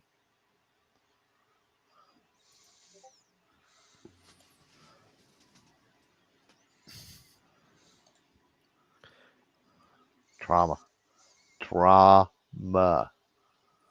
Always some, it's always some guys that just have to like just be weird about shit, Yeah, that's my job. John Deadman, it's cool, man. I mean, you just have to be, everybody's on a short fuse around here. It seems like I'm trying to keep everything even. But I'm okay if you want to say, hey, was whatever docs. No. If you were going to say, why did Glenn do it? Well, that's a problem because Glenn didn't do it. Yeah, and I addressed all that on Monday. I thought I told you that. Just go watch the show. I addressed everything. So okay, John Denman, if you're confused, you're confused. That's cool. I've really, really got to get over this. The problem isn't that I'm actually still sick. The problem is that it just takes so long for all of the symptoms to go away. Josie didn't dox Brian either. Brian just said that because he couldn't see and he didn't know what was going on. All right, John, it's cool, man. Who's James Deadman? I've seen that name around too. Yeah, Josie fucked up. It's cool. Hey, Grid One, back to the racism thing. If I really Yeah, stop to think about it, and if we, from my Christian worldview, if we all descended from Noah after the flood, right? The racism or race is kind of a made-up thing, and it's more so just culturalism, like different cultures. We're all still of humans, right? And I'm not trying to sound like a libtard that's like, oh, peace to all men. I mean, that would be great, but that's not what I'm advocating here. I'm just saying, though, logically speaking, from a Christian worldview, wouldn't racism more so just be culturalism? Like, I can argue with reason against cultural aspects. I can't argue about your skin color made you this way, you know? I mean, you can, but you choose not to. Well, it wouldn't make logical sense. There would be no reasoning there that would prove it correct. I think. So culture is different than race. So culture is a collection of all of the minds in a specific area, all Right. thinking and what those minds are thinking in agreement with one another, right? So it doesn't defy the fact that the individual has dignity, because the definition of culture requires that the person have a mind and think and be a part of a group. Whereas you're just born whatever race you are, and therefore there's no nothing to distinguish it. It's not something within your control. However, what you think is, and what you think as a group is. Right. And so that's kind of where I draw the distinction. Why drawing distinctions between culture is actually a good thing, because it might help us learn from other cultures or help them learn from us. Right. Whereas you can't learn how to not be your race. Right. Okay. Yeah. Yeah. So And okay, go ahead. So I think that what we run into is we run into a couple of different things. First of all, I grew up in the South and I've seen real racism. Like people that just didn't like people just because they were literally the wrong color skin, the wrong color hair, whatever. It's not cultural. It's 100% physical attribute. It has nothing to do at all with culture. This is why we have the situation we and the reason I'm thinking about this is because I've been over on CT a lot. And CT, man, he is really rough on everybody, blacks, whites, he doesn't care. But especially a lot of, he's really rough on a lot of his fellow blacks, and I'm looking at it. And what I see that, and I've seen racism everywhere in my life. I've seen blacks racist against whites racist against blacks. I've seen, I used to say and for a long time, the most racist people I knew were Korean, 100%.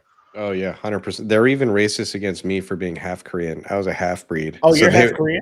Yeah, so they were even racist against me and my other half Korean friends. So yeah, I would say they are way racist. Literally, the most racist people I ever knew were Korean. Mm-hmm. Behind them, closely behind them, were Japanese. And so I've not put like a ton of thought into this, but it just seems like there's a lot of people who really want to impose this doctrine of racism is cultural, because if you feel like it's cultural, then you can fix that. It's part of something that you can say, okay, yeah, it's part of my culture. It's a bad part of my culture. I need to change it. But if you say that it's simply a preference based on physical attributes, well, you can't argue that. That's like me saying I don't particularly care for redheads, which would be a lie. I like redheads. They're just toxic as fuck. And they have no souls. And they have no souls. But but it would be the same, right? Like, and I can say all day long, I prefer Asian women, and everybody say, yeah, that's cool. But if I say I don't prefer to hang out with black people, I'm a racist. Yeah. You understand how words matter and how actual discussion matter? And CT, Yeah. I haven't really thought about this in a long time, but CT has really been like kind of pulling it out of me. But what if like the the Roman Empire, when they would they'd conquer a new territory, and what they did was they would take the people that they had conquered, move them into Rome or their current Roman areas, and then move those citizens into the newly conquered areas in order to force people to what's it called, like integrate and adopt Roman culture, so that now they were all Roman. And I mean, you can't just say it's all white people. I mean, they went through and conquered France and Spain, Northern Africa, all of that, and they did that. They assimilated, whether it was by force or not. But it was like, hey, we conquered you, but we're not going to kill you. We're going to move you into the inner cities. We're going to move our people into your territory, and eventually we'll move you back after you all have now the Roman culture. And so it kind of seems like it's not, well, I guess in their case, it had nothing to do with race, but to them, it was like, no, the greatest way to build a strong bond and make our empire last is to make sure everyone has the same identity as a Roman. They were wrong about that, because when they brought all of the Gauls and the and the Germanic tribes back to Rome, none of the Roman army were Roman. And when they saw the city of Rome and they saw the people that they had pledged allegiance to were in such horrible people. Right. Yeah. Yeah. They literally killed them all. But that was after what, 1,000 years? How long did the Roman Empire last? I mean, it was a long time. Serene, wow, that is. Hold on. Somebody was. A Harvard study suggests Thank you. Racial prejudice stems from the desire to avoid infectious diseases. That's why higher education isn't worth it. That's why what? That's why higher education isn't worth it. Is it worth it? Oh, damn, son. I'm going to indulge in that a little bit just for a second. So, y'all familiar with Rod Carew, right? The ball player? I'm not. No. No. Oh, wow. Okay. Hall of Fame, Rod Carew. Had a mixed race daughter who died young. I want to say in her late teens. The disease that she died from would have been completely curable had she not been of mixed race. And that's something that brought that up, because I think of that when anytime we get anybody gets into and I don't have a problem with it. But anytime somebody gets into like a mixed race argument, I've heard supposed Christians and that, obviously racist, and it's been a thing for a very long time. And that's something that I've always thought of. It's just made me go, I don't know where that falls or why that is, but it's kind of a little interesting factoid. You know what I mean? Like, from nature's standpoint, is there something there that nature would be speaking to us, or is it just why would God allow such a thing? Or there's just, I don't know about humans, but like when it comes to dog breeds, mixed breed dogs have the best survival rate, least amount of diseases, best immunities. So I would imagine mutts are wonderful, right? Yeah, mutts so are freaking. I would imagine wonderful. it'd be the same for humans. Mixing all the DNA would probably, hopefully, produce the best versions of us. I would think. Yeah, kind of the strongest genes pull through. Right. Situation. Yeah. That's why I don't understand the.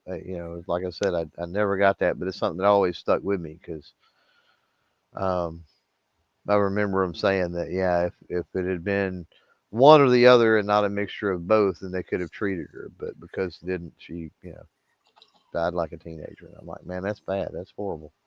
But horrible things happen in this world too. So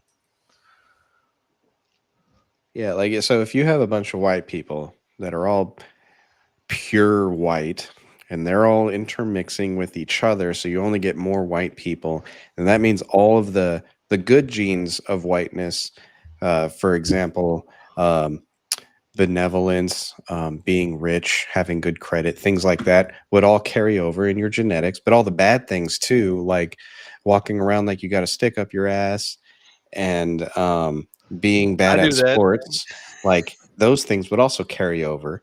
And then, you know, if you got, Hispanics who, you know, they can take care of your yard and stuff. Let's just say you start mixing all this up, right? That means the best of the whites are mixing with the best of the Hispanics, which is mixing with the best of the blacks, and then mixing with the best of the Asians. And in the end, what you have is just a really good half Korean named John Smith, who's like the best of mix of all things. So I can jump high. I'm incredibly intelligent, kind of tall, and decent credit. Like I have a mix of everything, you know? I gotta go find a joke. Can you do hang it? on. But hold on. Can you do algebra? I can. It's not very wide of you. I'm looking. No, that's the Korean part. See the weaknesses of certain races are lost in the breeding, and then you end up with the Kwisatz Haderach, like from Dune, you know. So you just keep interbreed, or not interbreed. You keep externally breeding all the best of each race until you end up with the ultimate human, right? So you reminded me of this this meme, and I had to go look it up. And you don't got to look at the meme. It's just a picture of Super Mario. But it says, "Don't be racist. Be like Mario. He's an Italian plumber created by Japanese people who speaks English and looks like a Mexican." yeah, exactly. And then there's another version that says, "and grabs coins like a Jew." And I'm like, Yeah. went a little far there, buddy. Yeah, I'm saying I think the best possible outcome is if everyone mixed and quit hating, and we could see where our genetics could take us. Yeah, I don't know. because It's only. I mean, we've had like long time for that. I mean, if you believe the 23andMe, I mean, most people are like mixed at least 4 ways. but Yeah. we haven't had a long time. You say we've had a long time, but I mean, if you come at it from a biblical perspective, we haven't had a long time. The problem is people keep mixing with liberals. I think that's the problem. I mean, it keeps bringing us back. You mix with one liberal, you drop back several generations backwards. I don't think, I'm just going to go out on a limb. I don't think that you can breed for liberalism. I mean, it might be possible to get some of the traits that make you susceptible to that disease, but I don't think that it's a genetic disorder per se. Yeah, it's a nurture thing. Well, you can be predisposed to it. It's like alcoholism or any other mental disorder. You can have predisposition to liberalism. But. Yeah, I would agree with that. But I mean, it's gonna try to think of the words to use. Like the onset is going to be triggered by society or your surroundings or your upbringing or whatever. Yeah, I suffered from early onset liberalism, but I got cured of it. And there's hope for everybody. So. What cured you? What was the medication? Being a man.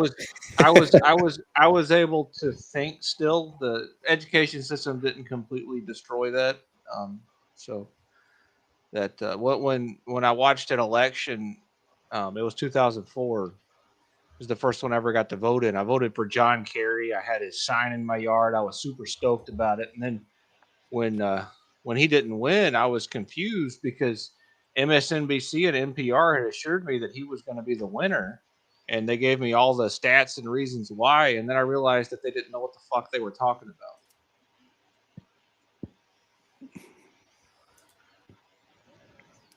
I voted for Nader because I hate everyone.